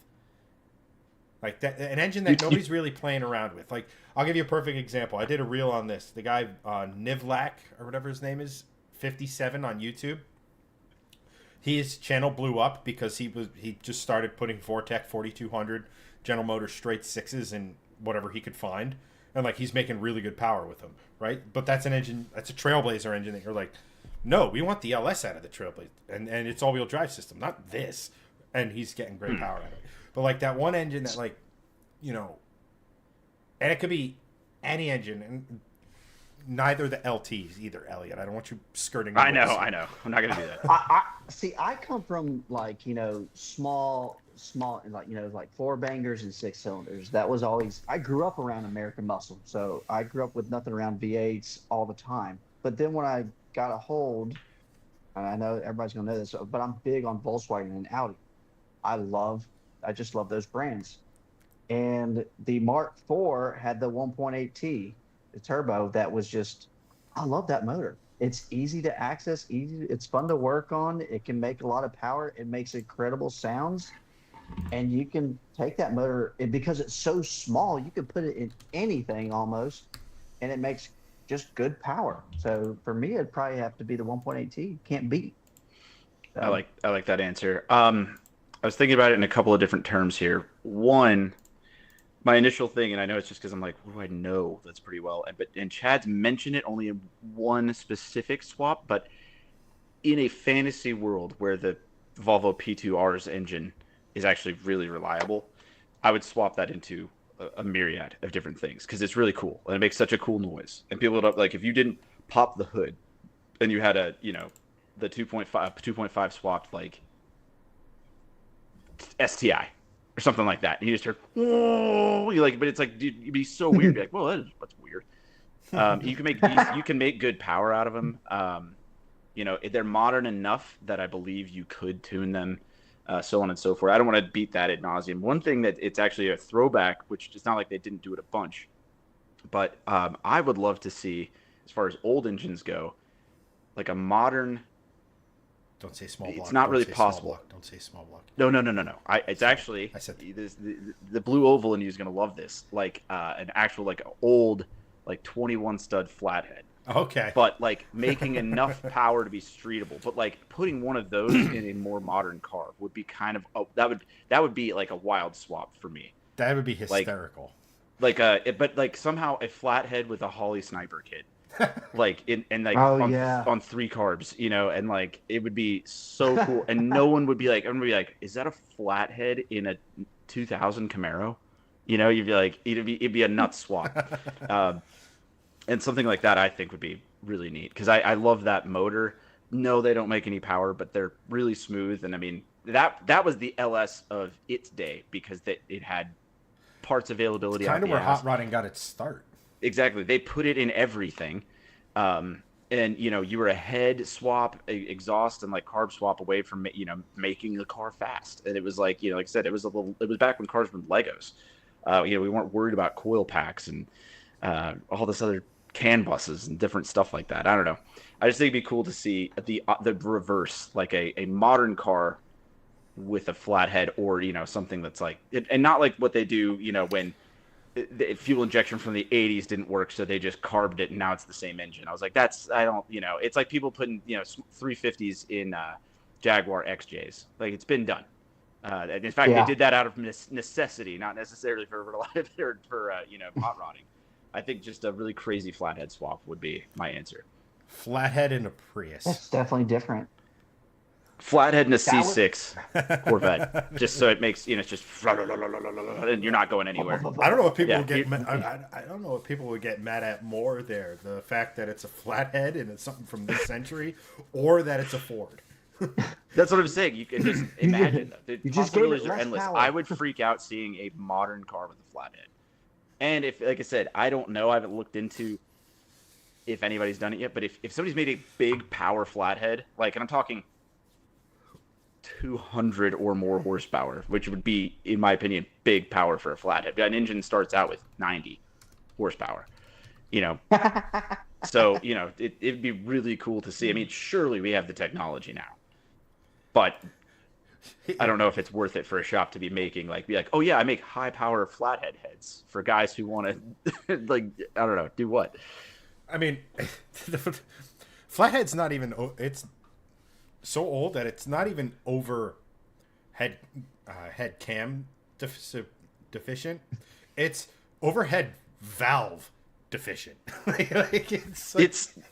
know they're in the head. I always thought that if I was to do like an old Ford, like a 32 Ford or something like that, I'd find there's got to be a shop out there that's putting pretty good power. Anthony, you need to put the liquor down right now. I saw his comment was flathead in an S550. I was like, yes. It'd be on brand. In an SN95 or a New Edge, I'd be totally down for it, or even a Mustang 2. Not that the SN and the New Edge are in the same circle of hell that is the Mustang 2, but I mean, not for nothing. If you're talking 90 horsepower and you want to make like 200, that flathead would make more than the 4-cylinder the base Mustang in the Mustang 2. Dude, so there you go. You get a Mustang 2 if you can find one anymore. Honestly, they're not like floating around out there. They all got sent to the crusher. They either disintegrated or got sent to the crusher. But either way, they were hideous. No, I know they weren't good. You know, it's like the Chevy Chevette. It's not like somebody didn't go, you know what? I'm gonna save this. Like nobody did that. There's Mustang 2 groups. Like I know. And so, as much as I hate on them, I kind of really want a Mustang 2 Cobra. Like they're so wild looking. You see the Mustang 2 frame though everywhere though. That frame gets put on a lot of different projects. The front subframe on those is the hot rodders love them for reasons. Yes. I think the Mustang 2 Cobra will come around as just because of how nuts it is. Look at what is it? There was a Yugo resurgence. Yes, yeah, that they just became cool because of how like they fell into the quirky mark though. I don't think even Yugo guys go, hey, these drive great and are great cars. No, they just go, it's not hey, that. They got it go, because it's pieces of shit, but I love them. And I like that. I can stand behind that mentality. If you go, this is a bad car, but I love it. More power to you. Hands down. It's when you go, you're defending an objectively bad car, and you're being like, no, it's not. That's not true. You're like, it is a bad. You know, like it just be like, no, they are bad, but I like them because of this. You're like, I'll listen to you all day long. It's like when someone tries to defend the Mustang 2, I'm like, tell me all the good things about the Pinto. Go. Yeah. No, it's like I said, I love the C4. I will tell you all day long, it is not the best generation Corvette. I enjoy it for different reasons. But that's the thing. Right. But there's these guys now. It's so funny because the C8 ZR1 came out and all the stats, and there was one C4, the Sledgehammer, the Callaway Sledgehammer, then like from 87 or 88, and they made one, and it's obviously a custom car, and it did 255 once. And there's so many things being shared around the C4 community. They're like, look, still on top. We're still the king. Because it's like, it just shows C8 ZR1, 233 miles an hour. C4 Sledgehammer, 255 miles an hour. We're still the king. And you're like, no, what's up? Like, it's not, I don't compare those cars, please. Like, it's not, like, I'm the biggest Corvette guy in the world, and please don't make this comparison. Well, the thing about C4 Corvettes and, like, how I think it's not an apt comparison to like the worst of the Mustangs, right? No, it's not. No, it's because not they have their own charm. They are a time capsule of an era that I don't think is really like no other car encapsulates that. Almost like even the Fox bodies were around about the same time. Like the C4 Corvette captures that late 80s or that 80s or very early 90s. It has everything. The wedge shape, the digital cluster. It just encapsulates that. Yeah. Whereas if you look at like a Mustang 2, it's like cool. Well, but in fairness though, the Mustang 2 came out as like let's make an eco Mustang, and you're like, okay, let's. You're like, I like Tyler Potter's comment on Facebook. He said a 2.4 liter manual transmission Jeep Liberties feel exactly like the 90 horsepower flathead. He's not wrong. He's not wrong. That was my experience with like the Dodge Journey as well. Oh, that entire generation of fucking. I was like, how is this? How do people purchasing these? I mean, other than and this is it. The Dodge Journey's sole selling point is that it's the cheapest 3-row SUV. That's where it stops. It's like 100%. It was like 2020 or something, and it still might be. They still had a 4-speed automatic, and I was like, how? What has a 4-speed anymore? But, it's funny you say that. So my mother-in-law has one, and it has 380,000 miles. Holy, no joke, dude. Well, if it only makes 90 horsepower, it's not really going to do much. Well, they use it as like a farm vehicle, pretty much. There you go. They just so it's wow. It's clapped out, but it still runs. Tyler Same confirmed motor. it. He said the 4-cylinder Journey still has the 4-speed. They have to be the last manufacturer that still has a 4-speed. Like, it's nuts. God, I just can't imagine. You'd have to do Wait a minute. accidentally research to buy one of those. Hold on. Did you say that the Dodge Journey was the cheapest three-row? Or it was at some point. Wasn't the Mazda CX, not the CX, but the Mazda 5? Oh, the Really the MPV? Yes. Oh, yeah. Well, dude. God, because and didn't that stand for something that's like multi-person vehicle or something? Multi-personal vehicle. Yeah, it's like, oh my gosh. Yeah. It's so Dude, funny. you can buy those. Unbelievably. And the guy has willed this thing into existence. A guy I work with has one. And every time, he's always surprised. He's like, I keep having to add transmission fluid. And I'm like, yeah. Yeah, no shit. It's probably pissing it right back out, dude. Like it's... My wife wants one so bad. She absolutely Why? thinks they're super. She loves Mazda. She's a massive Mazda fan. She had a Mazda 3, and we built it, and it was a lot of fun. And we have a lot of kids. And she's like, I want one. She goes, and they make a manual. I'm like, babe. Oh. I'm telling you, that's not. She goes, I don't care. I want one. It'll fit all the kids, and we can lower it. It was a good era of Mazda, but somehow they combined all the worst parts of Mazda into that one vehicle. Together. I mean, So, yeah, it's... yeah. I mean, but good news for you. Good luck finding one. Like the Mustang, too, and everything else. Those, they just... I mean, I think you can go on Auto Trader and hit nationwide, and it's, like, hard to find one. Or at least one that would be even worth sort of looking at. Next year, SEMA 2025, Mazda 5, LS twin turbo. Let's do it. Yeah. No, we three-rotor swap MPV. Front wheel drive. Boom. Yeah. Transverse mounted rotary. Still automatic, though. Still a column shift automatic, three-rotor, front wheel drive. You're like, you did all this work, and it's still up here. You're like, yeah. I try to keep it with tradition. Yeah. Yeah. As God intended. Speaking of builds that never should have happened, Toyota and Rutledge Wood worked together with former Penny Enterprises to make the Supra Bird. I'm glad you brought this up because I was going to mention it, but dude, me too. I have it pulled up on my laptop. If Richard Petty wasn't still alive, he'd be rolling around in his grave. I think. God. Okay, let me say something. This was like, you said to pick two cars, and honestly, this was my car just because I absolutely love this thing. I think the wide body kit looks really good. Now the whole, Superbird theme, maybe not. Hey, Toyota's real big, on bringing in liveries this year. Yeah. But so Rutledge Wood actually lives not too far from us. He's probably like maybe an hour away in Sonoya, Georgia.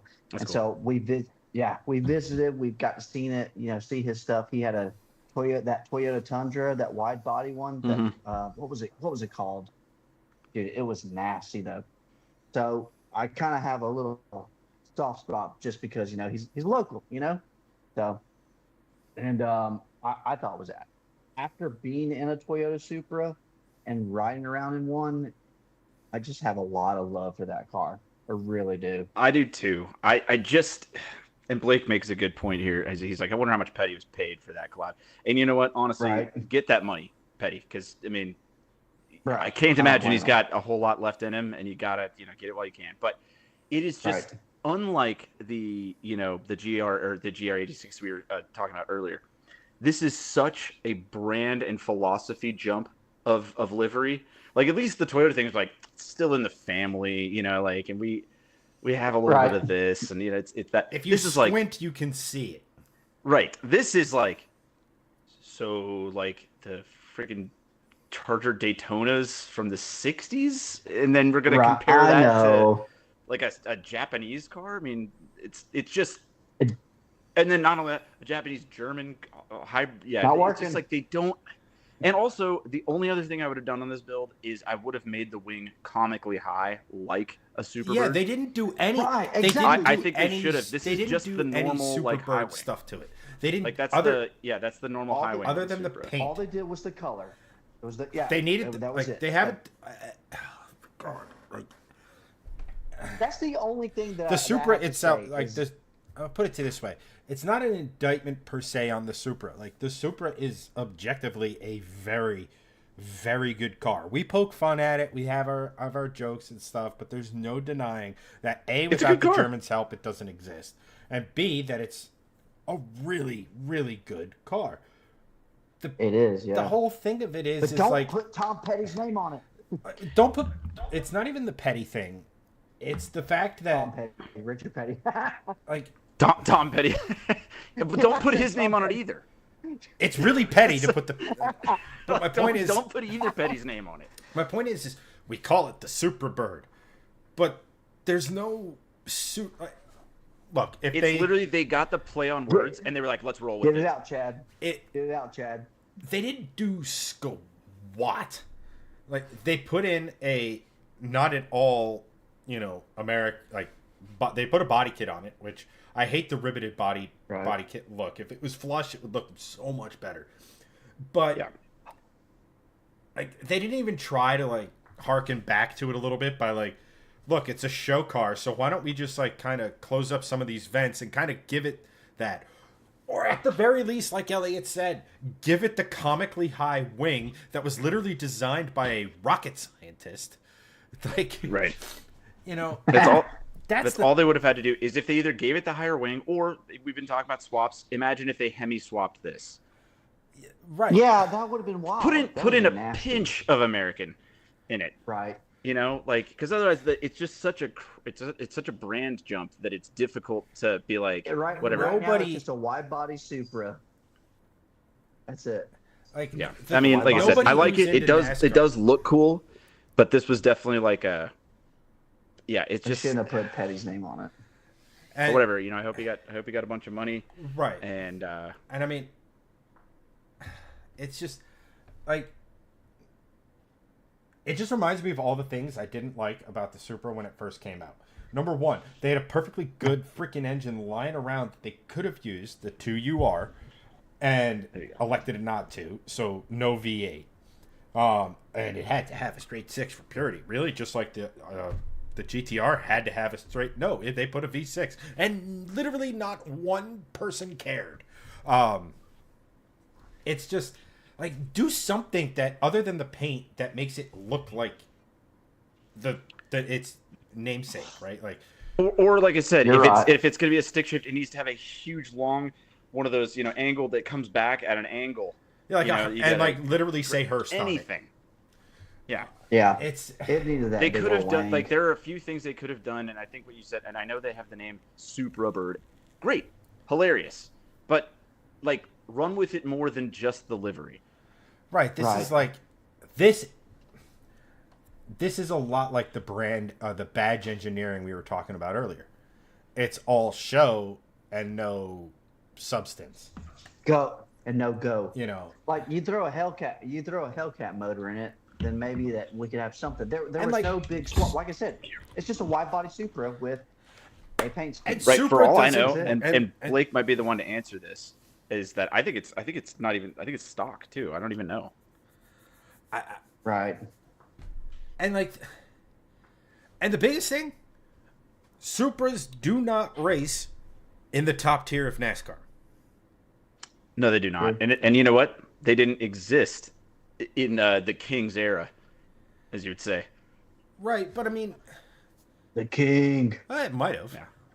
He was around in the. When was the Celica Supra? Celica Supra is late 70s. Okay, so he was definitely... The Supra is stock. It is a stock. Well, I guess he was around. But he was still racing. He was in I want to say Pontiacs at that point. I know, but I'm thinking Superbird era. I mean, that was young Petty, I know, but still. Yeah, but that car, see, the thing is that car was so and that's legendary. What they were trying to go for. That car was so legendary. If they did anything to this that hinted at a homologation special, right? That, the Superbirds were literally sketched on a napkin, taken to a track with tin and cardboard to figure out the aerodynamics, and then they refined it, and then they had to go and make I forget how many to make it legal to race. If this was one of those things where it's we want to take the Supra GT3 racing, but a turbocharged 3-liter isn't really going to get the job done. So we got to put the 2UR in. We got to put the pissed off V8 that's running around in the RCF GT3 right now. We got to do that. Okay. Right, that would have been it. It would have been at least something. Like if there was something about this that said homologation special, like the Daytona, like the Superbirds and everything. Well, heck, even like the GR86 Corolla thing we were talking about earlier. Yeah, that screams homologation special. Right. Took an actual engineering team. This was, and like Blake just confirmed, he said it had exhaust and wheels. So it's like that is not a build. That is a. It's literally, I'm looking at it from Car and Driver, and it says a stock 3.0 premium, cold air intake, catback exhaust. That's it. It's some wheels. And like I said, it got talked about because it was like such a wrong paint scheme, which I guess that could be another, consideration is like, what's the most opposite paint scheme you could put on the, the wrong brand of car. And I mean, given this thing kind of takes the cake right now, but I mean, it's no different than us putting the General Lee on a GR86, it's like, it's, I believe that would have been better. I believe they called that car the Admiral Yamamoto. Yeah. It's funny you mentioned that. Like, it's a quick diversion. But I always wanted to do like a Chevelle or something, put an American flag on it, and call it the General Grant, just to annoy those guys. No, I think we said what we need to, like. This is, I mean, I guess they got what they wanted, right? People talked about it, whether it was good or bad. Car, bad. And people like they are. You are absolutely right. And this is any publicity is good publicity. I don't know if it was Toyota official, wild. But if not, I don't know what company it is. But either way, we are talking about it, which is a good thing. Yeah, it's producing. Even though we're not talking positively about it, that's just the way the world works. That's how it works. Yeah. So do we have more cars here? Because we've got to talk about a certain Miata. Well, it's funny you mentioned that because I'm boycotting it. No, I'm. Oh, okay. No, yeah, that just Miata. See here. I'm just gonna. No, but I remember I saw it. I was like, no way, and then I was like, oh, okay, never mind. So. This is there was some wicked Miata. stuff there. There really was. This is the first year that okay. There's been a lot of years I wish I could have gone. I was invited. I could have gone. It was logistical and timing thing. I really wanted to go this year. There were a lot of builds I wanted to see in person.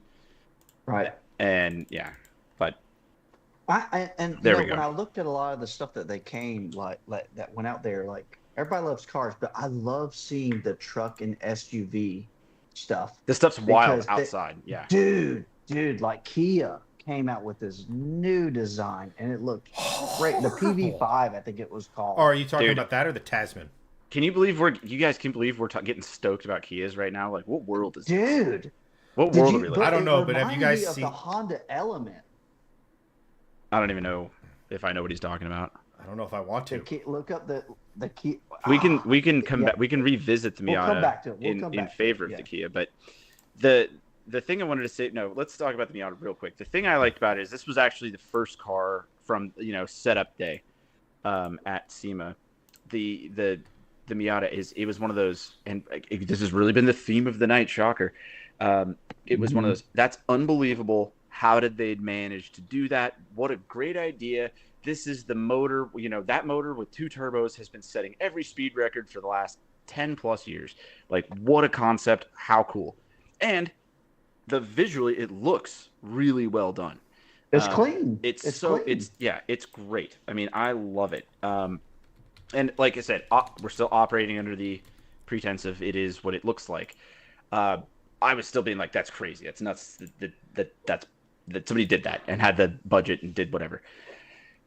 Come to find out, it is not as she appears. I don't know if you guys have seen. I don't know. Go on. If you look into it, and I've seen a few reels and TikToks, and somebody,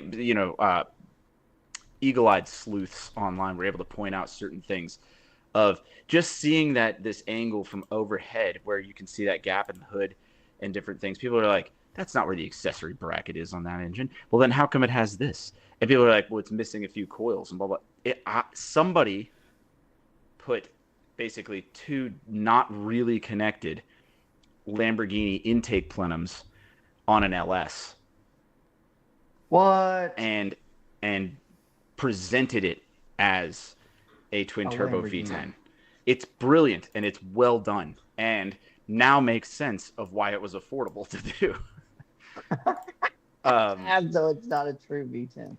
You should look it up. Like I said, it was, and then I saw a few people that are like, all right, bro, and the guy like got his phone in there, and he's just like, all right, then where is it? This isn't hooked up. None of this is hooked up, dude.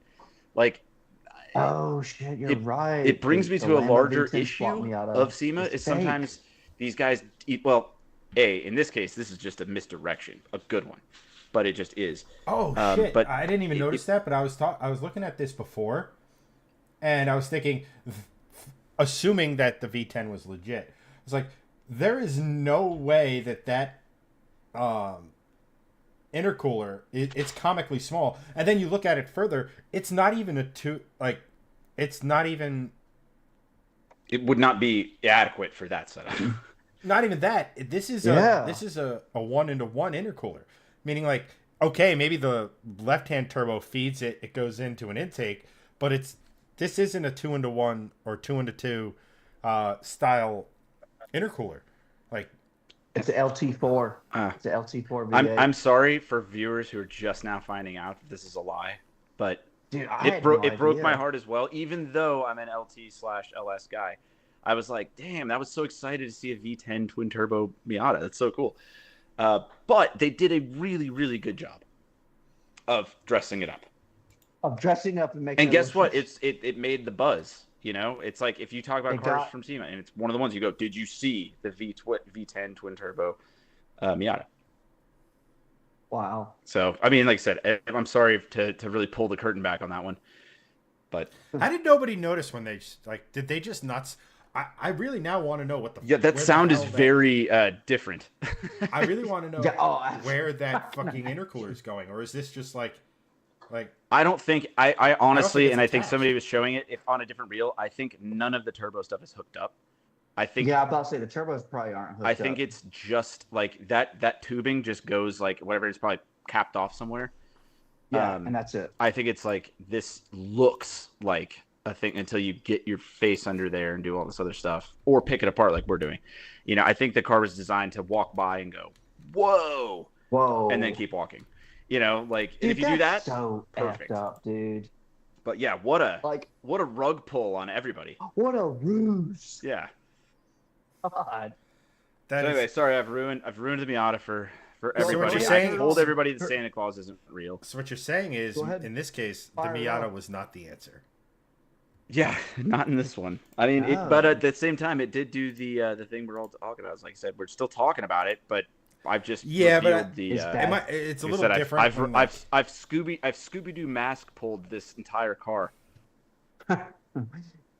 It was old man Jenkins the whole time. Yeah. That's rad, man. Like, I didn't even think of, like, I saw it and I was like, all right, cool, bro. Like, you've just it's crazy because it's got like the turbos look like the headlights, and it's like it's so cool. Yeah, especially in the picture you got pulled up. I mean, that is awesome.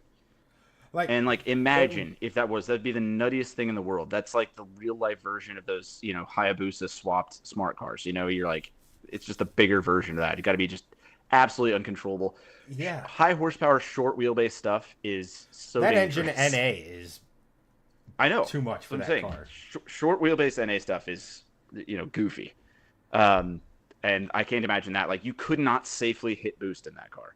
No. If it were real.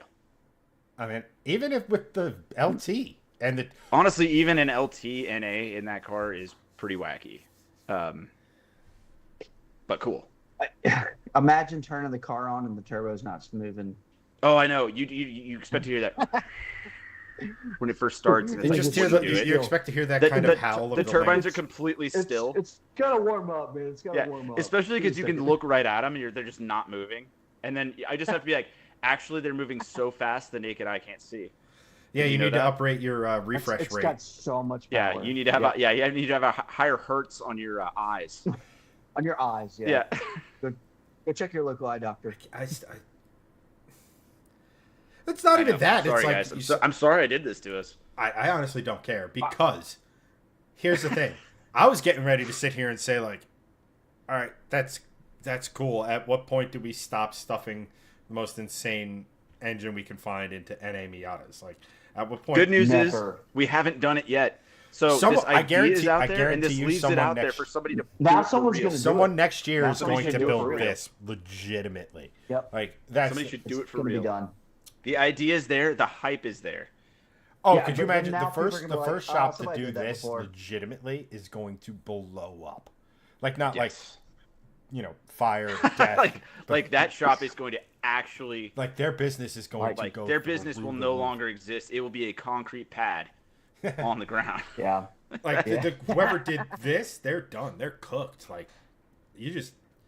Yeah. I mean, bravo on the ruse. It's a good ruse. I mean, and like I said, as far as a set decoration or something like that goes, amazing. It's like clickbait in person. It really, good, well said. And that's clickbait in person. Huh. I'm still mad at myself. I'm still mad at myself because that intercooler should have been a dead giveaway that something wasn't right. Damn it. And anyway, so it's okay. The visual presentation was so distracting that it's. Well, again, like my whole thing with this was like, oh, cool, next. Like I was like, people are going to be talking the hell out of this because it's like so ridiculously stupid. Even if it was, again, it's just the Miata. The word Miata is oversaturated. It's like the same. It is, but that's why we got excited because like you don't see the words Lamborghini anywhere in the vicinity of Miata. True. So it's like I was like, oh, they put them together and add twin turbos. You're like, as car guys, we're like, that's all the stuff that you could possibly do. Yeah, yeah. Like if that thing had a sequential transmission, oh my god, like you know, a winner's quick change in the back. No, it's that. I mean, that's whoever built this. You're not surprised when you hear Miata and crazy build though, right? Well, my whole thing is like, I don't know, like. The big engine, the Hellcat, the supercharged. Well, we haven't really seen that done yet. The Hellcat in a Miata. Yeah, that's very true. It probably won't fit. No, someone 100% did it. I'm sure they have, but it wasn't like I said. It wasn't one of these notable, like, well done, like complete jobs. It's like so good or so bad that it'll pull out the damn or something. I bet you'd have to lift. I think you'd have to lift the Miata to put the Hellcat engine in there. Right, yeah. Like that oil pan is way touching the ground. See, are you looking it up? It's on the stream. Oh, okay, yeah. And I'm saying like, so it has been done. You know, of course. I guess I could figure that these guys. Okay, all right. I mean, like I said, I guess I shouldn't be shocked, but I believe Elliott, this is from a few years ago. I believe it's since been crashed. Oh, who could have? I wonder why. Yeah, it seems like such a safe combination. That being in a Dodge Viper. That being said, Elliot, this would be the NA Miata is a perfect, I think, platform. And if I ever win the lottery, I will fund so you could build this on your channel. You're gonna put the R engine. I love like the this. The NB is beautiful. The Volvo 5-cylinder in a Miata. You know, I would love that. Like I said, the Volvo 5-cylinder could potentially go in a lot of cool things. Yeah, it's honestly, it's the there's sound. Your funny one, is do a really built 5-cylinder and put that in a first-gen Viper, so it still makes that kind of V10-ish sound. That'd be cool. But you know, it's like half the cylinders. I was just thinking of doing it, theoretically speaking, right? Assuming I had the money, just to troll this ass bag. Of doing he's already a bad guy. Of course you are. If you're trying to pull the fucking wool over everyone's head, like and think you're smarter than everyone, and you're not gonna like. I hope he never finds any of the 10mm that he's ever lost. Don't wish that. That's the worst thing you can wish on a car guy. I hate fakes. It is worse. This is the Wish.com. Okay, so Blake chimed in. He said he saw it in person. He said that Miata was a Stance Wars wannabe with bacon fenders, missing a few cylinders, universal cheap, universal wheels, and bad wrap. Internet pretty. Dang. Well, I mean, like I said, We all got I haven't catfished. seen it in person. I believe him. It was garbage. But like I said, it was internet fodder. Everyone went nuts. Yeah. Everybody went nuts. Well, yeah. it's almost clickbait. It's almost like anything having to do with Lamborghini blows up on YouTube or the internet in general.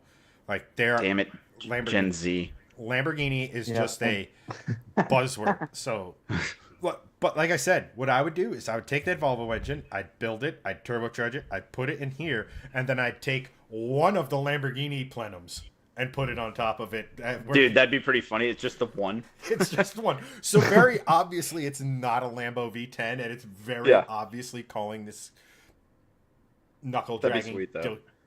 Especially because if you did it correctly, it'd be like slanted at the correct angle. Yeah. Yeah. Like that would be my one and only reason for buying a Miata would be to do that swap to put the R engine in it. That's why I'm like more partial. There was another that's why I'm a little more partial to like the MR2 idea.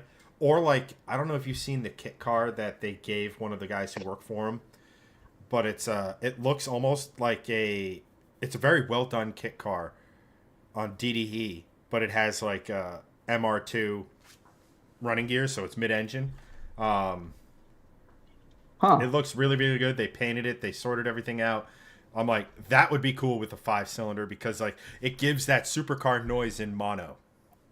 Yeah, you know, that's a good way of putting it. Let's see if I can find it. What's the next Chad selection? That's it. We've run through them. Oh, I didn't know if we were gonna pull up that Kia because I don't know. Yeah, I know nothing. Do you have a link to that Kia, Keith? Yeah, absolutely.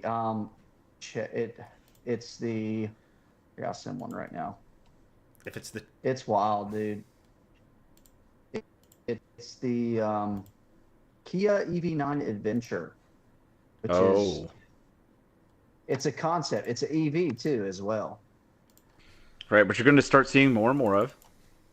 Right. Nothing says adventure like, oh my God, we're in the wilderness. How do we get more fuel or electrons? It is a.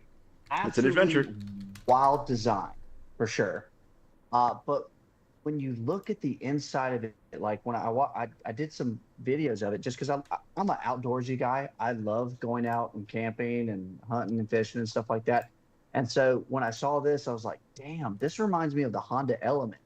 Because the Honda Element was made for campers. Because the seats in the back fold straight up. You can fit a nice bed in there. Yep. It had the rubber floor mat. So that way, if you wanted to, you could pressure washer it out. It was just a great compact vehicle that you could go camping in. It was a really cool design. And when I saw like the interior, and I was trying to find a link for the interior on this thing, I was like, dang, this thing is really, really interesting. Like it had a very neat design to it. There was two of them that caught my eye, and it was that one and then the 25 Toyota 4Runner as well. That surf that they did. Yeah. Oh, that was really cool. Yeah. You didn't actually go to SEMA, did you, Keith? I did not, no. Okay. I did get invited, though, but I did not. That's wild that they were able to do. I did not get a chance to go. My buddy went there, and I was watching the Snapchat story. I was like, that is so cool. And he saw the Miata as well. He was like, yeah, man, it looked cool, but he didn't realize it. He didn't know it was fake. He didn't look into it that much. Hold on, Chad. I'm going to send you this. This video is a really good video on it, actually. See if you... That way everybody can see it, because it's just a weird design. Shit. Yeah, that one goofy looking one, if that's the one we're talking about. It is the goofy looking one. Yeah, it looks like something that you would see on Mars or something, you know? It really does look like a Mars rover. Right, yeah, exactly. It looks like a rover. But that's cool, though. Like I said, I like that. I mean, it's the same reason I like the Cybertruck, because it's out there. It's out there. It's coming. And what's crazy is the doors, like, expand out as well, which was so cool. I was like, that's just... It's just a neat. Now, am I an electric car fan? No, not really. I've driven in the Tesla X and some of I actually got to ride in a Rivian and very impressed. Like them, I wouldn't buy one though. That's just not me. I like like naturally aspirated or fuel injected gas. It's just me. I hear you. Okay, yeah, I those hear are all you. the pictures. All right, cool. I'm on the right It side. was a. I'm ready. I'm not trying to leave a lot of dead air here. I'm just like so excited to see what this thing is. And like I said, I just hope it's not such a tease that they're like, yeah, none of this is even coming close to production. Like they're just like exactly, because sometimes they do that. They're like, here's what we could do, and then they just don't like they don't even bring it to anything. And it's nothing like that. that. And you're like, well, don't show us how awesome it could be, and then not do it. It's like Toyota. It's like there was a video. Here's the FT1. We could make that, but let's drape it over, like stuff. Exactly. And that's why, like, no matter how watered down they ever are, I always support cars that make it to production that look like the concept cars. Like, well, honestly, Chad will love this one. Like the 2005 Mustang looked practically exactly like its concept car. Love that. The Chrysler Crossfire looks exactly like the concept car. The Chevy SSR, given it's a pointless vehicle, but it looks exactly like the Wasn't the Pontiac Solstice like that too? Solstice, pretty much looked identical to its concept car. And like I said, I'm like, hey, the more brands that go, hey, here's what we could do, and then actually do it, whether they're successful or not, or weird or pointless vehicles, it's just support it because I'm like, that's cool. Follow through. That's what we want to see. Yeah, follow through on like out there designs or whatever. Yeah. It was it was just one of those where I was watching like YouTube videos and it popped up. I was like, what the hell is that?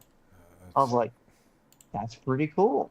I'm like, as a person that enjoys like the outdoors and camping and stuff like that, I was like, dude, that's pretty cool. Like I could get with that until the battery dies, then I'm stranded. Yeah, I did like Chad's comment. I mean, it does make it adventurous, though. I mean, it's definitely an adventure. It's like, all right, guys, well, we have the bikes. We can hook them up to a generator and have full charge in 12 days. Someone go find water. It's like, yeah, you want to be really eco-friendly? Let's do this. Yeah.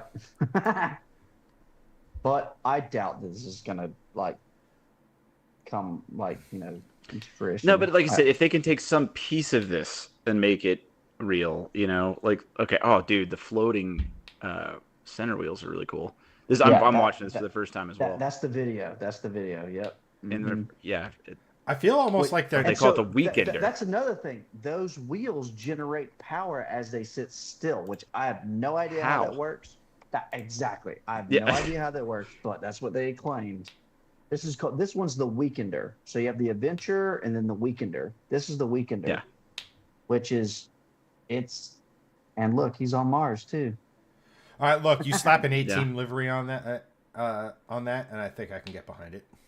Yeah, but I like it right now with this. They're going for the Warthog thing, and I'm all for anything that looks. Dude. Like none of the rest of it looks like the Warthog, but that low front angle they keep showing, I'm like, okay. I mean, the SUV, the SUV looks like it could be. The SUV could be production. Yeah, like that could be close. Like, correct. That's close. Correct. My question is, that's this close even, to something they could make. As I'm watching this video, I'm starting to wonder if it's. This is AI. No, it looks like they had this in person. No, it looks right. It looks legit. Yeah, and like I said, so unlike the floating center caps on like Bentleys and Rolls Royces, that entire center apparatus on the wheel is like floating. It's pretty cool. That's pretty cool. Solar panels on the roof. Yep. Mark Anthony, you were absolutely right. The Jeep Hurricane was the closest we got to do that. And you know what? Out of nowhere, I got to see the concept car. They have that at a museum in Indiana. Like, I was like, oh my God, the Jeep Hurricane. It was just like, anyway, that was the sidebar. But yeah, I just thought it was a very cool. Interesting vehicle. Look at this. Well, these are all optional Toyota accessories or Kia accessories. Yeah. This is their whole point. He's like, and if you spend this is 100% $4,000. Look at the guy, CJ. This part is AI. Oh, you mean Witchcraft didn't float those accessories into the car? Or that's called the Force, man. No, I mean, look at the human. Oh. Well, yeah, it's on a very small screen for me. Yeah. Damn it! But I thought they had a mock-up of this. There is what you're saying. Yes, they did. Yes, they did. They absolutely. But it didn't do any of this cool stuff. It needs to summon its own accessories. What is that? A radiator on the bottom of the steering wheel? What was that? They're bringing back the nut warmer. Yeah. Hey, we all want the ball chiller and the nut warmer. Yeah. And look at here's that. the doors. Yeah. Barn doors that okay. Oh, and then that's for when you go into a military operation, that's for your crew. Did you see that? Drops down. That's But yeah, it's on YouTube. You type in, SEMA 2024. I believe it. I'm just in awe of this. Oh, look, you can reverse sit as a passenger.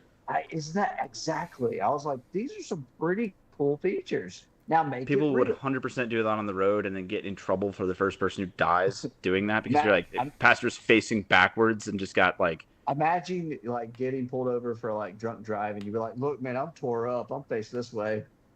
Yeah, dude, I'm not even. I was wondering why it was going in reverse. Yeah. Hashtag van life. I thought it felt funny. Look, overlanding stuff is always kind of cool. Overlanding stuff is just getting bigger and bigger right now. So I just can't help but feel like if you just typed into a video, it's like, what is the youth of today into automotively, car culture wise? And it's like van life is at the top of it. But see, I'm a person that would buy something like that. If it's affordable, I would buy something like that just because. Oh, I'd rather that than your pick a crossover. Just because.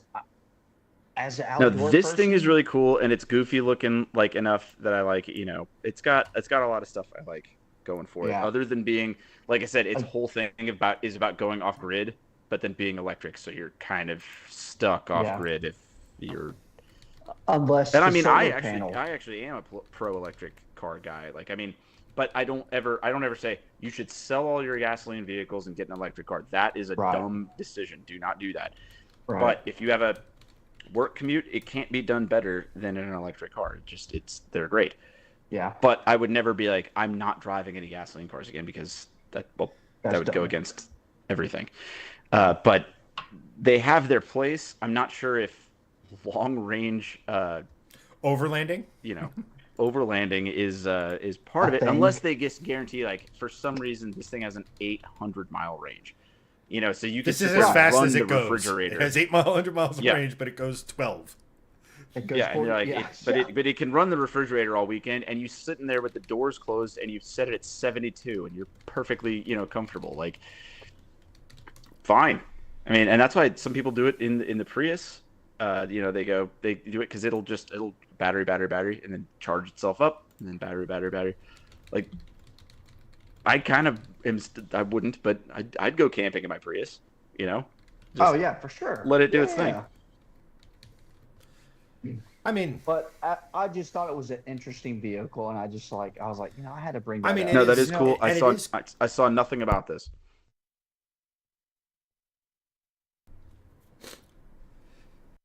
Oh, say that again, Chad. I had to sneeze, and it was taking a goddamn ever. Oh. No, Did you blow a brain like a blood cell or a vein? I may have. Sometimes when people do that, it's also they just explode an eye vessel. Yeah, well, just most of the people, bloodshot red. Most people, well, when that does actually happen, it's a sneeze, and they try to hold it in, and all that positive, we'll call it mouth boost, has to go somewhere. Puts pressure on the eyes. It's true. I guess positive mouth manifold pressure. Positive mouth manifold pressure with no blow off valve, or too tight of a wastegate. Yeah. I think on that note, gentlemen, unless there's anything else you guys want to touch on. No, I think we had a good cast. We covered a lot of stuff. Yeah. It was fun. It was a lot of fun. Again, it was a lot of fun. I like this gang. Yeah, it's nice to. I say this every time we have a guest on. It's just fun to have different people on, or more people on with different perspectives, because Greg's one of my best friends on this entire planet. I know Greg's without fine, shadow of a doubt, 90%, 99% of the time, how he's going to react to something. And it's like, right. Yeah. you know, and that sort of stuff. So it's really cool having you guys on. Real quick, we'll start with you, Keith. Just let everybody know where they can find you. Yeah, we're on YouTube, Wheelz and Whiskey. It's Wheelz with a Z and Whiskey, but we also have a Facebook and TikTok as well. And we just we're a new channel, just started growing, and it's we kind of go over a lot of budget friendly cars, but then we just go over a bunch of different stuff. And we're about to have a podcast soon here in a little bit. It's a completely different segment. We're gonna call it RPMs, really pissed mechanics. So it's gonna be some of my buddies that are mechanics, and they're gonna talk about if it's a mechanic issue or engineer issue. So your first guest is gonna be an engineer then, and you're just gonna stone him. No, yeah, you got to do them one at a time, and then the third episode is them going at it, beating the crap out of them. Yeah.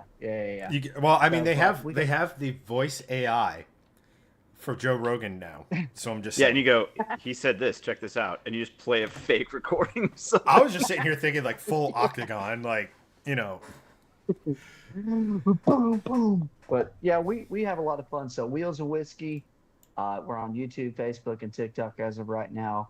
And it's just me and my best buddy, Trevor. He's my editor. He's the one that makes everything happen. He does the magic behind the scenes. So, but I'm just the face and the car guy. That's it. Hey, don't sell yourself short, because you could have all the best editing in the world. If the person talking or the subject matter or the conversation or something is dry, it don't matter. That is true. So, cool. And speaking of, no, I'm totally kidding. Elliott. And speaking of dry delivery, the future Mr. Hoovy, I guess. Oh God, I'm not marrying him. But where can they find you, Elliott? You can find me at all of my social media has some relative version of my name. My YouTube channel is Elliott Alvis. It's spelled like Elvis, but with an A. If you even kind of smash that into YouTube, it usually kind of finds something. So you can type that in any variation you want. That's where most of my stuff is, but I do have a Facebook. I do have a YouTube.